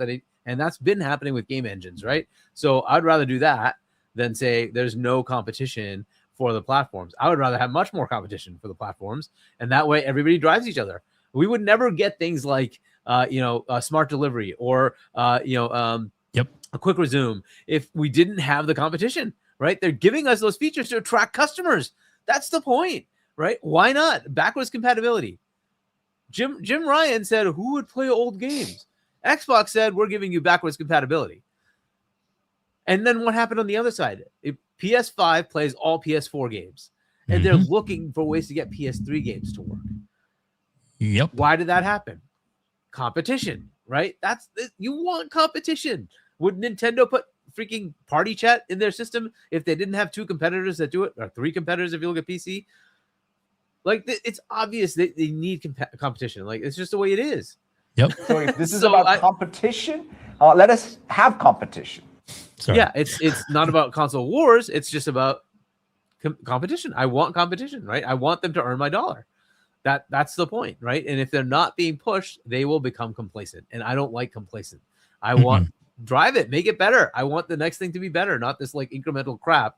Like give me something cool, right? I think that only happens when you have good competition. So yes, I understand what his thought is here, but if you want to do that, but it's available right now. It's called Microsoft. Go talk to them. It's available to you right now. You have a console, cloud, and PC, all available to you with one platform. Enjoy. It's available to you today. If you don't want to do that because you want to have competition, I think it's a good idea to have it be multiple open platforms. So I like SteamOS pushing Microsoft. Hey, you got to make Windows 12 better to compete, because freaking put Windows 11 Asus ROG X versus SteamOS on the same freaking device. SteamOS is beating it. That should not happen because Microsoft has not done enough to make it better. And that, again, that's competition. I love that, because that means Windows 12 had better fix that, right? Oh, yeah. You better come back and be within like 1 or 2%. It better be that good, because why? Your competition is right there. And guess what? SteamOS is free. You can download it and you can put it on that device. So you would lose. So you need to make sure you can actually make it happen. And I love that. I think that's great. Yeah, exactly. And Cork, right before we get to you, there is another super chat, but I definitely want to mention. So I don't think that's the real Ryan McCaffrey. Very unlikely. Yeah, exactly not. It says you guys are still console warring. No, Ryan, we're not console warring because the war is over and Microsoft won. Hello, I like money. Just saying. Let's read the super chat and then we'll get to Cork's reply on this. What do I Dragons TV $2? Ponies, get your napkins ready. It's that time again. It is. Oh, time to get to get some tears. Oh my goodness. Do I have that one? I have that one, I think. Oh, here we go. You do. There we go. Oh, I'm playing full screen that one real quick here. Oh, you must your sad face. It's your sad pony. Oh, yeah. We're all gamers here, folks. We like games. It's just one platform or the other seems to do a little better than some of the others. Just thought I'd say that. Now lose it. Go crazy. Cork, your thoughts, my friend, on this one system to rule them all. I think it's coming, but not who they want it from. Yeah, I mean, like Hargee said, he's basically talking about what Microsoft is doing right now. I mean, the one system is, I mean, you could get emulators on the PC. Just like, I don't know if we're going to talk about it, or it could be a good segue about Jez, about Xbox PC being the future of Xbox. This is the reason why, because you have the one platform that now can do everything, and the Xbox is doubling down on that. It is what it is. And plus, for a second, I thought he was like, because I mean, we all know why VHS took the victory over Betamax, and it's because of porn. So, is Shaun Layden saying we need more porn on these consoles? I mean, Nintendo already does enough of it. Pornhub is on what their PlayStation. platform. Oh, I mean, I'm sorry. No, that's true. Pornhub is number one on PlayStation. Yeah. So I mean, come on. But anyways, it's stupid. He's trying to make this comparison when it doesn't even really make sense of what he's saying. You want competition here, and that's exactly.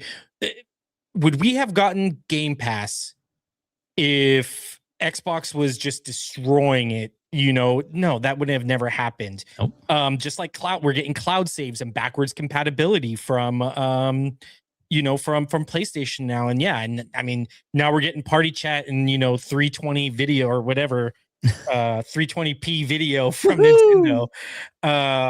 So like we need this. This is what companies thrive on, and that's why I always laugh when all these people come out of the woodwork. Oh, Xbox is dead. You don't want Xbox dead, because what's going to happen is look at what PlayStation's doing now. They went completely complacent. They thought they could rest on their laurels, and now what? You're not getting games. You're not getting the features. You're not getting that even their PS Plus lineup, free games isn't really that great. you know what is going to start driving them to be great? Game Pass. And that's what it was. They, they'll have some of these crazy, even when you're starting to get some of their first party titles now on their system, even though it's like 2 or 3 years later, but I mean, still, it's just, you're going to start seeing this move, and you're going to start seeing companies have to fight for your dollar, especially when you're seeing now these console prices are going to be up to $1,000. RAM and SSDs and all that stuff. Again, just like I was saying, the consumer doesn't care about the console wars. They're looking at what the best value is for their wallet. Again, is somebody going to pay $1,000 for a console and then $80 for a game when they could go to Microsoft or Xbox and just pay $80 for the game, and now they got it on their phone, they got it on their PC, they got it on their tablet, they have it on, they have it all these different avenues that they could already have it on, and all they paid was $80 for just the game. That's going to drive more consumers to go to that platform. A console sale is just a one and done sale. It doesn't guarantee reoccurring revenue in that sense. So that's the funny part, is like, it's just a one and done sale. You're not the key now. The key metric is getting people to stay inside your ecosystem and to keep spending inside that ecosystem. That's something where exclusives don't really do that. Especially with Sony style of exclusives, where it's these giant blockbuster narrative games. That's just a one and done. That's what it's always been. Most people have gone multi-platform with Xbox because that's been the platform of multiplayer, of live service, of subscriptions, things like that. And that's the reoccurring revenue, which goes back to my original point. Exclusives don't matter. When you look at it like that. So yeah, I don't know what he's talking about. Again, super, super antiquated. I just kind of feel like he just says shit just to get into news headlines. Now, most of these guys, like you got, Yikes Yabara, just saying random crap, fighting with Thomas Mueller or Mueller or whatever, on Twitter over stupid shit. It's ridiculous. So no, we need competition. It's healthy. I don't want PlayStation to go away. I want them to improve the value they provide to their consumers. Guess what? I have a PlayStation. Here's my Spider-Man copy. You can't see it. It's behind. I own a Switch. I own a PC. I own an Xbox. I'm a gamer. I want value for my money of where I'm spending. I don't want PlayStation to die. I want them to give me a better value for what I'm already paying for. So that's all it is, and that's why we need the competition. Exactly. And I do, when we talked about money. Hello, I like money. Exactly. If you like this video, please hit the like button. Oh yeah. And with that said, too, Cork, it's a good point you mentioned, and then Cage put that up there. Oh my God, I always forget that ponies pay for cloud saves, and you very much so do. When I canceled my account, I made sure that I downloaded and saved them to my hard drive, all my Ghost of Tsushima saves before I close that account out, so they would have them actually on the hard drive, and now it pulls from that. So, but if you don't download them to your actual system, it's all in the cloud, and you forget about that before you shut off your account. They're gone, like as in not retrievable. Even if you went like the next day and ups your subscription, all your saves are gone. Instant deletion. Yeah. Ouch. So, Hargee, we got a couple more topics we can get into tonight. I know we got a bunch on the board, but probably be able to have time for maybe a couple more. But I think this one is probably pretty important topic to mention. And I'm interested in what you and Cork have to say about this, because interesting development that was brought up. So the Power Nation has rest in peace, Sony, excuse me. Same thing. But oh, that was a play on words there. Sorry.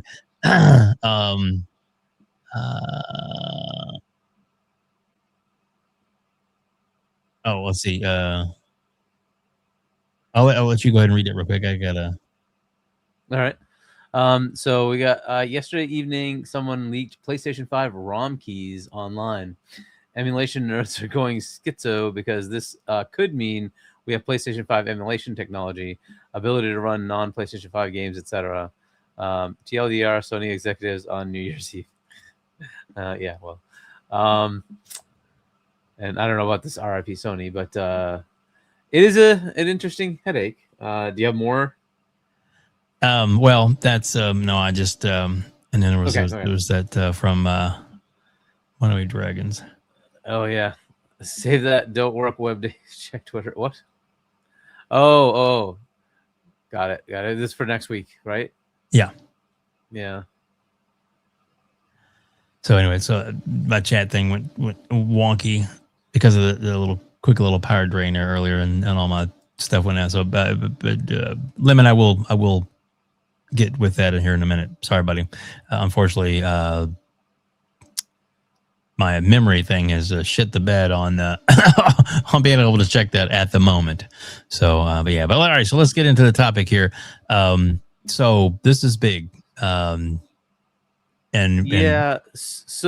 go for it. Look, there's multiple security measures, I'm sure, but yes, this is bad. And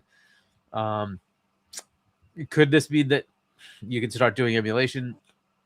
Yeah, you pretty much could. Probably. Yeah. I mean, look, it's gonna happen, and you can't like undo the whatever 80, 90 million consoles that are out there. Because you can't change this. It's there. So it's going to be a problem for them. It just means basically you could just run their OS, right? So how this is going to manifest could be, multiple different ways. The emulation piece alone, though, is is rather cool because now you can just go get the games and play them on a PC. Heck, you could probably pull it off on an Xbox Series X. There's probably enough oomph there to do it. Certainly on Magnus, it'll work. Yikes. The other major headache here is if they can do that, they can inject all sorts of crap in there. So the sort of cleanliness of the environment goes away. So anti-cheat, things like that become problematic. I don't know if that'll end up happening. If it does, it kind of sucks. Like I think the games expect to have anti-cheat available. The ultimate nightmare scenario for everybody involved is that the majority of PlayStation consoles are no longer like certified to play these games because of the potential for that. And if that happens, like it's not good for either side because developers want the revenue from PlayStation, and certainly there's a lot of PlayStation players that would be pretty miffed if they suddenly are unable to play these games because the platform has a major security vulnerability. This sucks. It's not good. Unfortunately, it's also not something they can fix readily. Ick. I'm not sure where this is going to end up. Hopefully nobody does anything, in which case nothing happens. But if somebody does, I mean, you could obviously they're going to fix this for ongoing, new consoles. They're going to change the keys and all that. That's fine. But I just don't know how this is going to work out for older consoles. And it's not like there's like a few million. It's a lot. 80 million? 80 million. It's that a lot. Not fixable. Yeah. And they're not. I just can't see them doing a recall for 80, 90 million consoles. That would be a lot of work. But I mean, it's possible, right? Maybe that's what they have to do is they have to fix it that way. But I don't know, man. This is going to be a pain for them. So we will see what comes of it. As far as the emulation, that's the fun part where you can play some of those PlayStation games directly on, on a different platform. Fine. I'd be more worried about from a platform and a market perspective that anti-cheat may be compromised. And that would be a big problem, especially since a lot of those big multi-plat games, they have a lot of players on here. And that could be a problem for both sides. So that's that. It's really disappointing. I don't know if there's really a good way around it, but we'll see what they do, right? Defeats if the defeat for anti-cheat is there, Ick. Ick. Not good. Oh yeah, One Way exactly. Dragons TV, $2. PS games on Xbox X in dev mode. I'm in. LOL. Yeah, it's possible. It possibly could happen. In dev mode, you can emulate other platforms. So that is available. If there's enough oomph to handle it, right, then it's possible. I don't know if there is enough of an overhead to actually do all the translation work and whatnot, but so it may perform not so well. But it's doable. I'm sure it'll be doable. But yeah, it's this is not good news, to be honest. I know we could pile on PlayStation, but from a market perspective, it's not cool. This is not a good thing. I hope it doesn't result in what I'm expecting is going to happen. But I think it will happen, and I think there will be cheaters that will absolutely look for every advantage. The worst case is it's cheating in esports. That would be really, really bad. We lost WEBDAVE again. But I hope none of that happens. But my fear is it will happen, and that will make this not so great. So, it's too bad. I don't know how this happened. Like, what the hell? Like, usually these things are so secured that it's just not something that could possibly leak. I don't know what the heck happened that it got leaked. How did that happen? It's pretty wild how it happened. I don't know if that is out there. I don't know if how it happened. Do you have more on how it got leaked? Yeah, so I guess there's something with Star Wars Racer Revenge that I guess the emulator wrapper ended up doing something and it exposed these keys. And I guess with a certain save file or something, that ended up opening up, like system-wide access. They're screwed. I'll let you finish up and then I can go into it. But no, I think I'm kind of there. Go ahead. Might as well start up.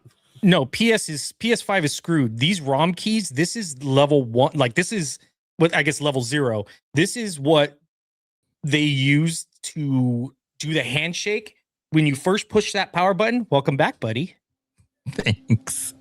When you first push that power button, this is what the ROM keys are, what the system sends to the boot ROM to load up your actual PlayStation. This is level 0. Like, you crack this, everything else is screwed. That chain of what they call chain of trust is wiped. There's you have unlocked everything that this system can now do when you have these keys. That's how bad this is. There is no way to get around this other than Sony now having to go back and make new motherboards and new APUs. These are literally etched into the hardware. That's how that's how bad it is. You can't firmware update this. You can't. You have to go back and make new hardware. This is the same thing what happened with the Switch. You have to go back and make new hardware to get rid of this problem. Yeah, this is going to open up everybody to make new firmware, to make new bootloaders, to make just whatever they want on PlayStation, to use emulators, whatever it is. If you have, all these, there's so much for bragging about how many 120 consoles sold now, right? It's really, really bad. Now, will this happen soon? Possibly. Will you be able to play free games? Yeah. This is something that allows you to play free games now. But there is a very big downside to this. You'll have to keep your console offline. You'll have to, there's a lot that you have to do. It's not going to be something, I don't advocate for people going out and hacking their system and getting free games and stuff, but I'm just letting you know the potential of what this means. Emulators. This is emulators now are free to run, are going to be free to run. It's going to be soon that you're going to start seeing this just crack wide open. They have basically, I guess to kind of put it in like a simpler term, you have a safe and there's all these different levels of gates that you have, and you have individual things for these keys to get into those gates in this safe to where you open up the actual vault. The ROM keys are the master key. You don't need 5 different keys now. You could just walk up to the gate, open, open, open, open, all with one thing, basically, is what it is. So that's, you have the keys to the castle, the keys to the vault. Essentially with the ROM keys. it's Sony screwed on this. They're gonna have to go back and either just deal with it, or like I said, go back and remake new motherboards with new APUs. Yep, and that's not something you can do on 80,000. I mean, you can. million. It would just be a massive cost. Oh yeah, but and how many people are going to be like, you mean I can hack my PS5? And granted, like I said, so no one's going to send them in for a recall. You'd be silly not to. And it's not like they can be like, well, you need to do this recall or we're going to shut down all of your stuff. Like I said, this is literally the first handshake the console does when you push that power button. And if you screw that up, your console bricks. So Sony really can't firmware update. Which is, oh my God, is going to be so expensive, but yeah, they may have to. Yeah. That's a shame there, Sony. It's almost worse than the Red Ring if that kind of cost came back around. I was going to say, like Sappho said, there is a workaway, and that's what I was kind of alluding to, that yeah, you'll have to keep your console offline, because if you bring it online, they'll check to see all that stuff, and if they detect any anomalies, they'll brick your console. So there is a con to doing this as well. Oh yeah, kind of like they did with the Switch. Yeah, Switch 2, I should say. Brick them, motherfuckers. Yeah. And then there's one state that actually said they couldn't do that, and so now they're in litigation over that. So, and that's the I can't remember which state it is, but there's a state in the United States that's actually countersuing Nintendo for their practices on this, saying that it's not consumer friendly and they don't allow it. So I don't know what's going to happen there, but we shall see. Their whole kind of thing was kind of vague. I'll let you go ahead and read that. Since they don't have them pulled up anymore. 108 Dragons TV, $2.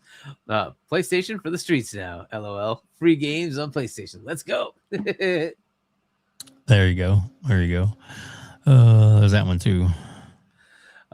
Vague Dreams. Hey, thanks to the hackers, you won't need to have the Ponybot console in Dirt Station 5 online, so it will be more secure. I suppose, yeah. And how do we get updates on those things? I don't know. Like, again, you can work out all these things. It's it's just interesting. We'll see what happens. What happens? Exactly. Good luck to PlayStation and the team there, and hopefully they'll figure out a solution.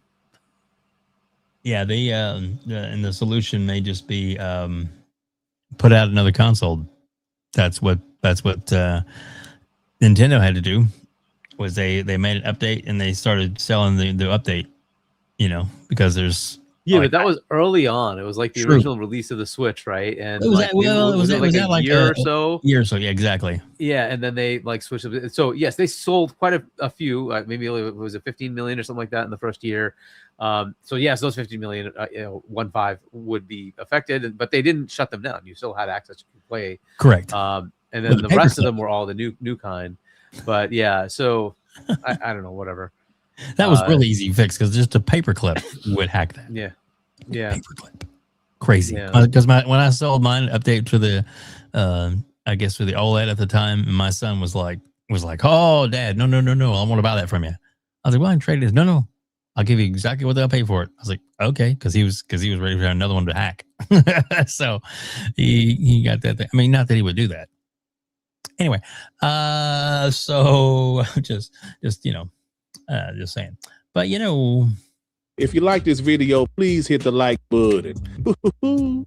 All right, so last topic that we're going to cover tonight, and this is just kind of a we're anticipating something pretty soon, and I'm gonna have a bunch of windows open because I don't want anything else to crash. Sorry about that, guys.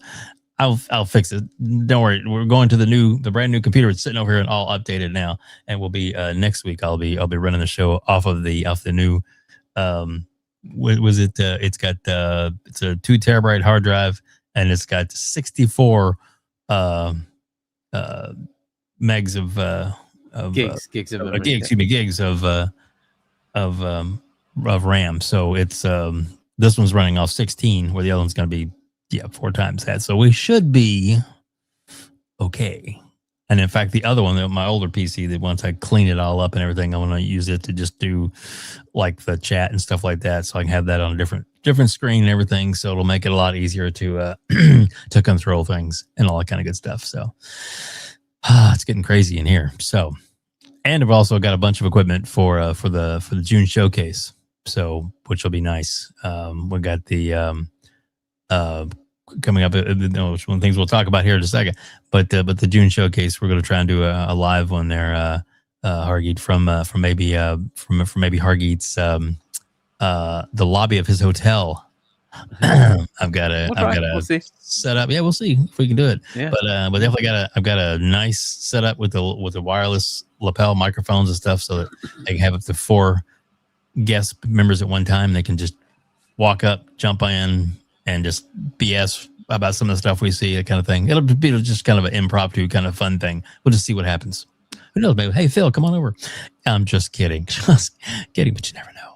Anyway, so all right. So Hargeet, this is put up the estimated gaming events for this calendar year, and there's quite a few of them that are, and some of these are predictions, some of them are speculation, but some of these are already set in stone, and some of them are already confirmed with even dates and everything. So we have, like, in January, you get the Xbox Developer Direct, which we know is coming. We don't know the exact date, and presumably it's going to be this month.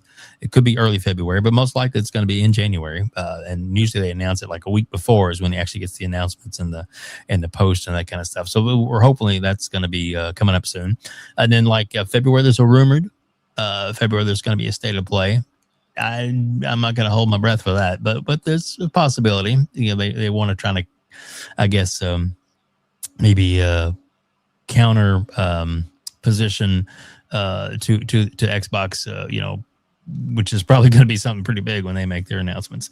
And then like February, March is supposed to be a Nintendo Direct coming out, which, I mean, they're going to have a lot to talk about, including some Xbox games coming to the platform finally this year. So that should be pretty good now that the Microsoft has confirmed they have dev kits in hand. So they are definitely working away on some Nintendo games.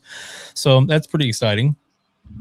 And then maybe a June-ish PlayStation showcase could be. We know June 5th is the Summer Game Fest, and a few days after that is going to be the Xbox Games Showcase, which myself, Hargeet, and Cork are all going to be there live and in person for both of those events. Looking forward to that, along with the Iron Lords, and hopefully Colt Eastwood will be there this year. Hopefully Gaz will make it in, maybe Dirk Riggedy, a bunch of other people, but we know, like, Mr. Boomstick is going to be there live. We know Kay Asante is going to be there live, maybe even Everborn this year, because this is if any year for a person that is a big supporter or big fan of Xbox, the 25th anniversary, this is the year you want to go.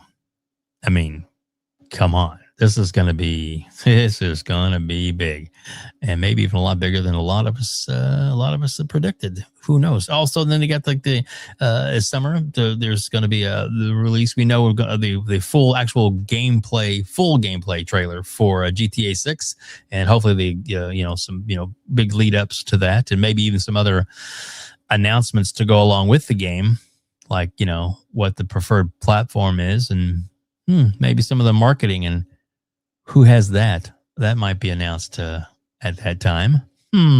Just saying. And then, of course, Gamescom is going to be coming up in August, and then I think there's something in Germany is going to be happening. That's Gamescom. It's in Germany, right? And then in September, the Tokyo Game Show.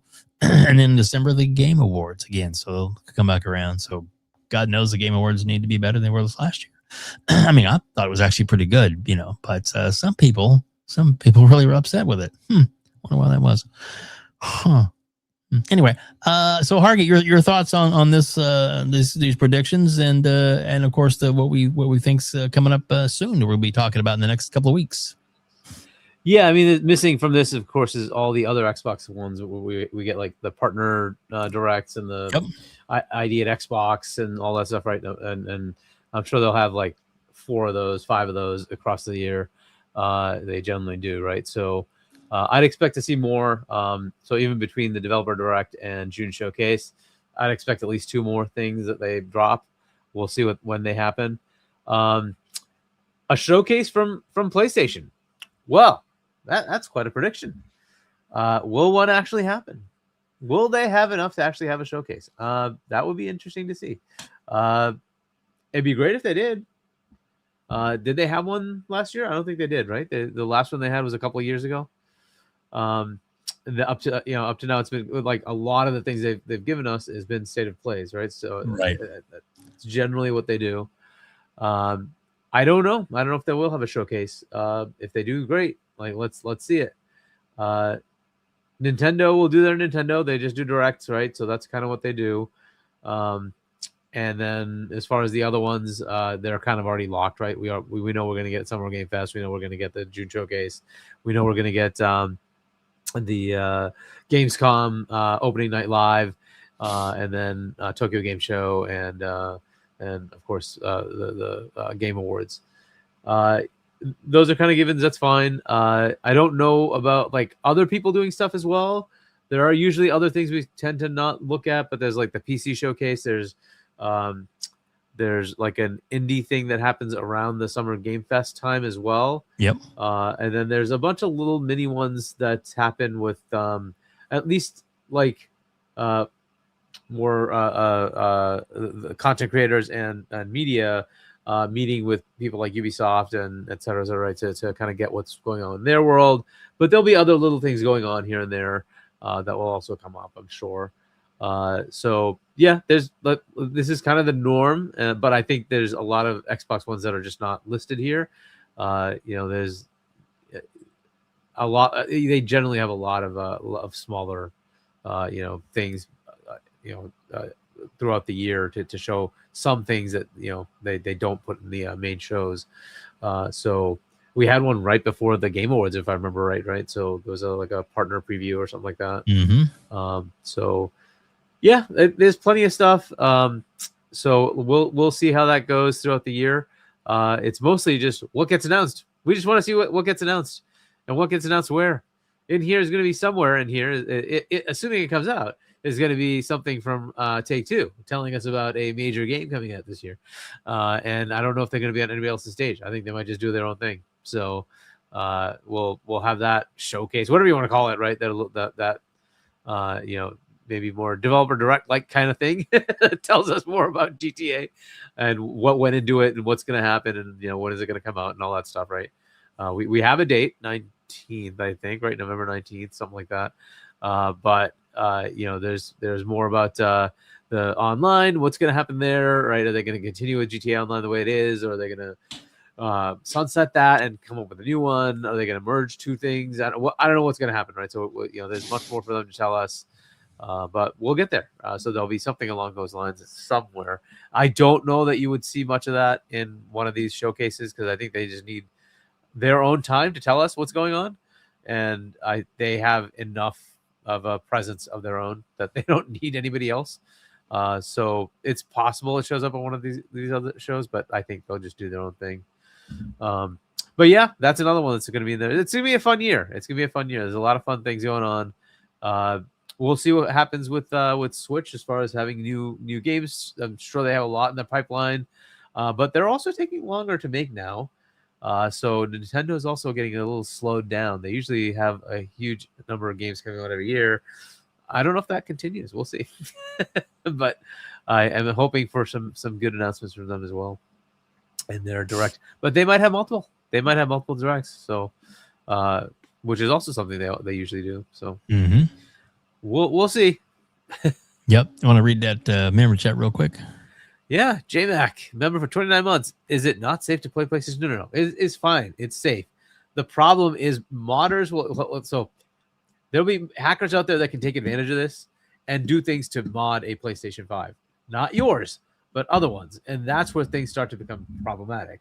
If somebody has one of these and if they have that level of root trust, it's going to be very hard to not like. I know PlayStation will try to find ways to check what's going on. You can kind of hide all that. And so if they can do something to make that console allow cheats, it's going to be a problem. So, but your console, as long as you don't do anything with it, it's fine. You're going to be okay. It's more the other consoles out there. That's the problem. And if the developers can't trust it, that's where it becomes problematic. It will also allow emulations, which it's a very high likelihood that's going to happen. So we'll see what happens there. But it's the OS is readily available online because it's a port of something that exists. Now that they have access to say, I can run it in the mode you have, I can just take your freaking copy and do whatever I want with it. It can be changed a lot. And I speak in this because I've done development work on it. So, so it's very doable. Okay. What they have for an environment is pretty easy to work with. So, it can be readily changed to do it. Like, remember things that happened before with previous consoles, right? We weren't in an environment though where we had this anti-cheat stuff. So people just said whatever. But like PS3 got hacked and like PS1, dude, they all got hacked, right? But you know what you get out of that is you can just emulate, right? And you can take the whole bloody thing and say, I'm just going to run this as just like Microsoft does. It says, you know, I'm going to run Xbox original, and then you can play your Xbox game even though you're running on a series console, or I'm going to run a 360, right? And it just brings up the 360 OS and runs that game. You could just do that. That's how emulation lets you do these things. So since that's there, it's going to be clean to be able to emulate. I don't know, but don't worry about your console. It's going to be fine. Your console will be fine. There you go. So as Cork, get ready to get your answer to this. Another question I thought that was pretty good there. You want to read that one, Hargeet? Sure. What if the Dev Direct showcases old Sony game? I wonder. Well, that'd be hilarious. But you look, Helldivers worked, right? But that didn't have the fanfare. It just sort of came, right? And it just worked. But what if they look at that as an opportunity? Because even if you look at anything else, you know, Marathon is coming, right? And Marathon's a game that is multi-plat. It is going to be an Xbox. It's already announced for Xbox. It's coming to Xbox. What if they say, hey, well, let's put that in there. let's market it as much as we possibly can. Why not? You know, if I were Sony, I'd be looking at ways to make money back because there's no guarantee this game works. And if they could strike a deal and get freaking Game Pass, why the hell not? Oh my God. Can you why imagine? the hell not? I guarantee you Microsoft's throwing it out there. Right? Like, if they gain like 2 million players just because it's on PC and you know, console Game Pass, dude, like, for that game, that's going to be a lifeline. Why would you not take that, right? So, I don't know. It's an interesting thought. We'll see. We'll see what happens. There you go. There you go. All right, Cork, what are your thoughts about all these events that are going to be happening this year? I absolutely love it. Like I said, it's always a good time, especially now with it was kind of always a lull, like for January, February, you know, that area before the Xbox started doing the Dev Directs, and it just worked so well for them that I'm excited for January. I mean, not only is it my birthday month, but I'm just excited because now we get more games, we get more showcases. Any chance we get to see more games is always a good thing. So I am all for this. Especially since a lot of these will be digital. So we'll see.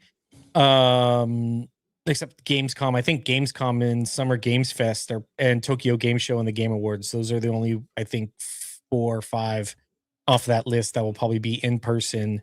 But yeah, I'm excited. We'll see some really cool stuff in January for the Xbox Developer Direct. I don't think they will show something Sony old because it's only first party games, right? I think first party and like Game Pass games. Probably, yeah. I think is for the Dev Direct. They don't do their partner preview till later, which I think is missing off that list as well. So they should have a partner preview somewhere. I think in March, maybe. Yeah. That will also be there. I think April, March. I think sometime around there. I think they do it. I can't remember what last year's was. But yeah, I mean, we're going to get a lot this year, and especially with it being a pivotal milestone year for Xbox, I'm pretty sure they're going to just go full on out on just starting up that marketing hype train and just never having it stop. At least that's what I would do. Especially if a new console is on the horizon, especially if we're going to hear something new possibly at the Sony, not at the Summer Games Fest or the June showcase. That could be something that's coming, but who knows? Like I said, I'm always excited for more games. Agreed. Me too. I'm excited for that as well. Sorry about that. Marlo's a clown saying that let's see, the video only that says the Xbox is the only one that's going to be going up in price. Yeah. I hate to break that out to him, but yeah. And of course, my reply is Marlon is a grifter. Sorry, my personal comments, those are from me and me only, not Hargeet. So just so you know. But yeah, so just throwing that out there. But yeah, yeah. And shout out to Sigs and Serial.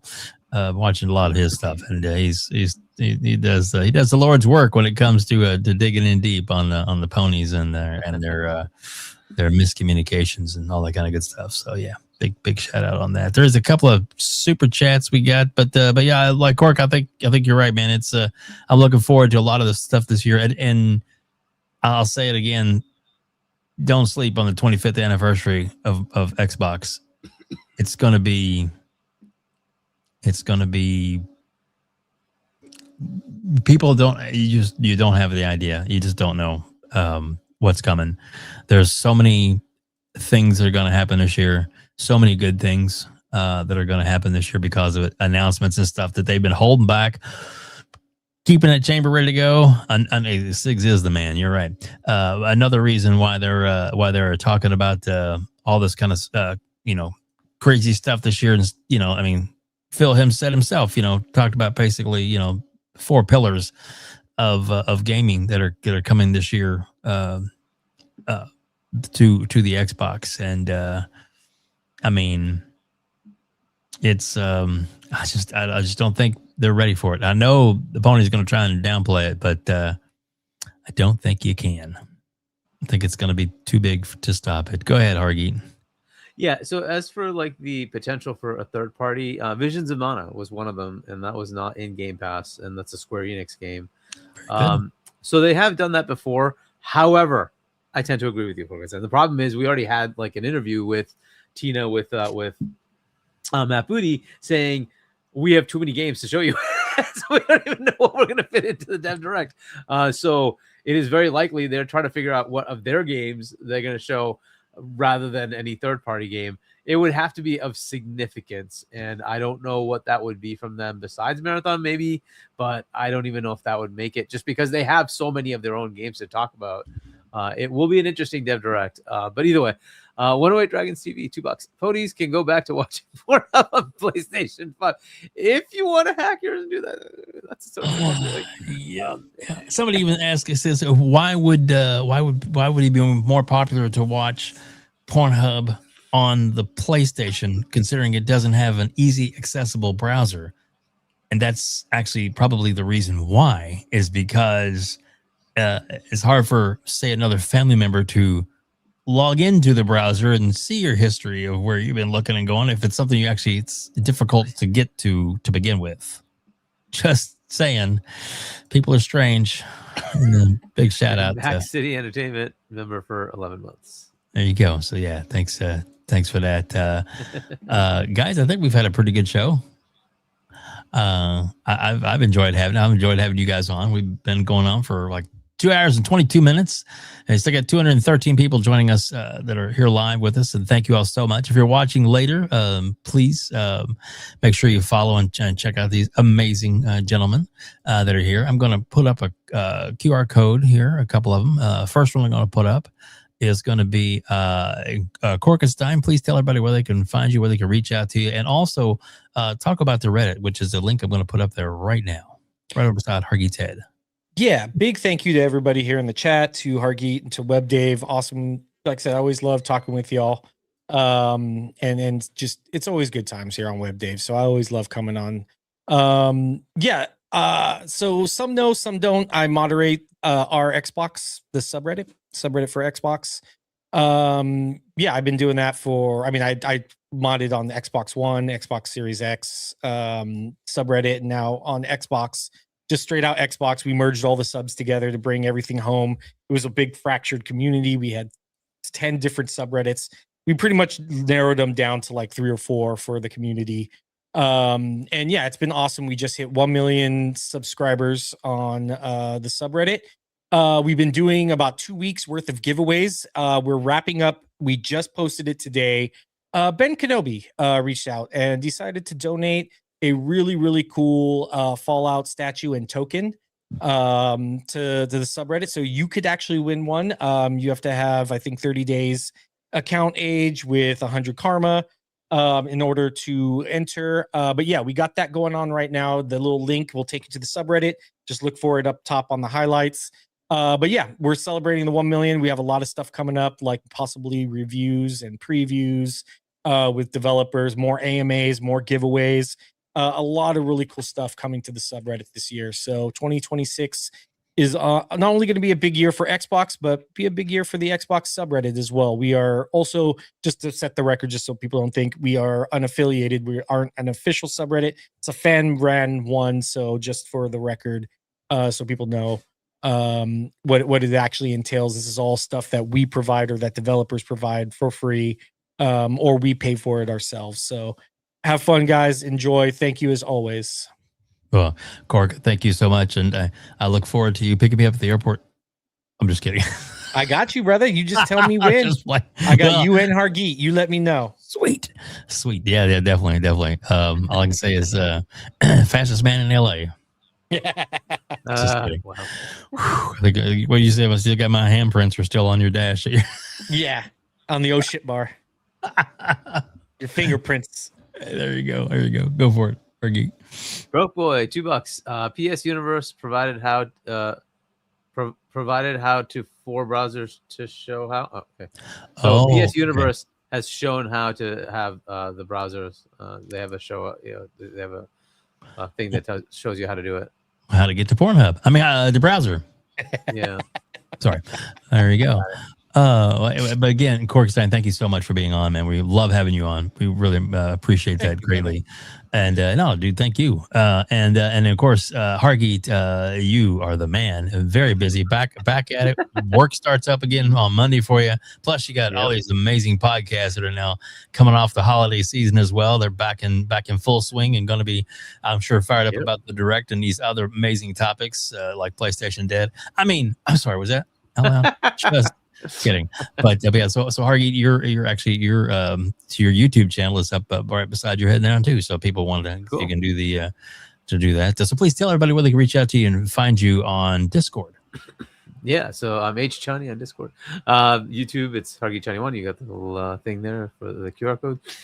Shop.chani.us if you want to pick up my book, and then I'll be on with Fonz on Tuesday at 7 p.m. US Eastern Time.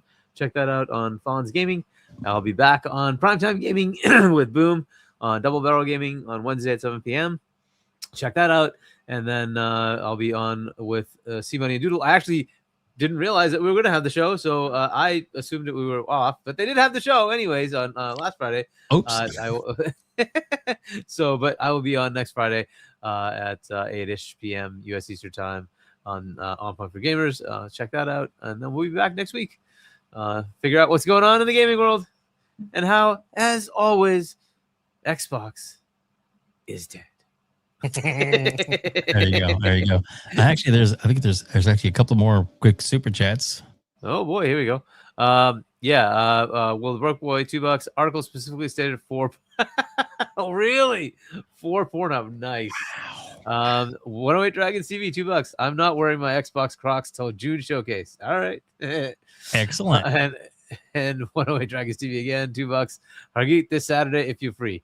I might be. I probably am. I'm probably okay. I don't think we have any family thing going on, so yeah, I should be okay. Send me more info. There you go. You think it's 6? I think for you. I don't know when we start, but yeah, let me just know. He's on Discord. Lemon. And he knows how to reach me. Okay, good. He has myself. Well, even better. So do I. Hey, there we go. But I'll let you read that one from Talus real quick. Talus Ray, great show. WEBDAVE HARGEET, Corkenstein, and chat. There you go. Talus, thank you so much for being here. We really appreciate you, my friend. We do. Guys, look what he's playing in the background. Hargeet. Oh, you didn't see that? Yeah. Oh yeah, I did. I've seen it before. Oh yeah. We got to update that though to PlayStation's dead. Just saying. Oh. Fark, you need to get on that because just kidding. Of course, I'm teasing. Oh, not really. Anyway. So guys, thank you so much for being here. Thank you all very much. Please hit the like button, subscribe button. Subscribe button. It's free to subscribe on YouTube. Just hit the subscribe button, please. That way you don't miss a show. We're working our way to 4K.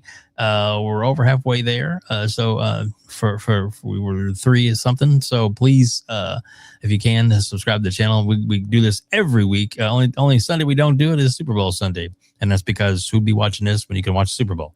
So there you go. But other than that, we do it even during some hard times, we've still pulled off shows. So there we go. Shout out to the chat and to everybody being here. We really appreciate it. It looks like next week we're going to have Lemon from 108 Dragons TV is going to be here. Is he going to be available? I thought he said he couldn't, right? He said he couldn't be here? Oh, man. Okay. Remember the Twitter where you're supposed to check Twitter DMs? That's right. I was supposed to check Twitter and I got locked out. So maybe not. But that's all right. Lemon, if you can't be here next week, we'll get you on soon. I promise, my friend. We'll get you on soon. As soon as you can to let us know.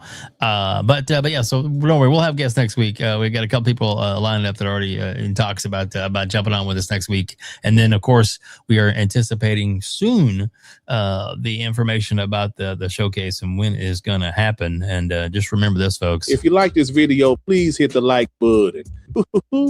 There you go. Again, thanks everybody for joining us here on the Gamers Council.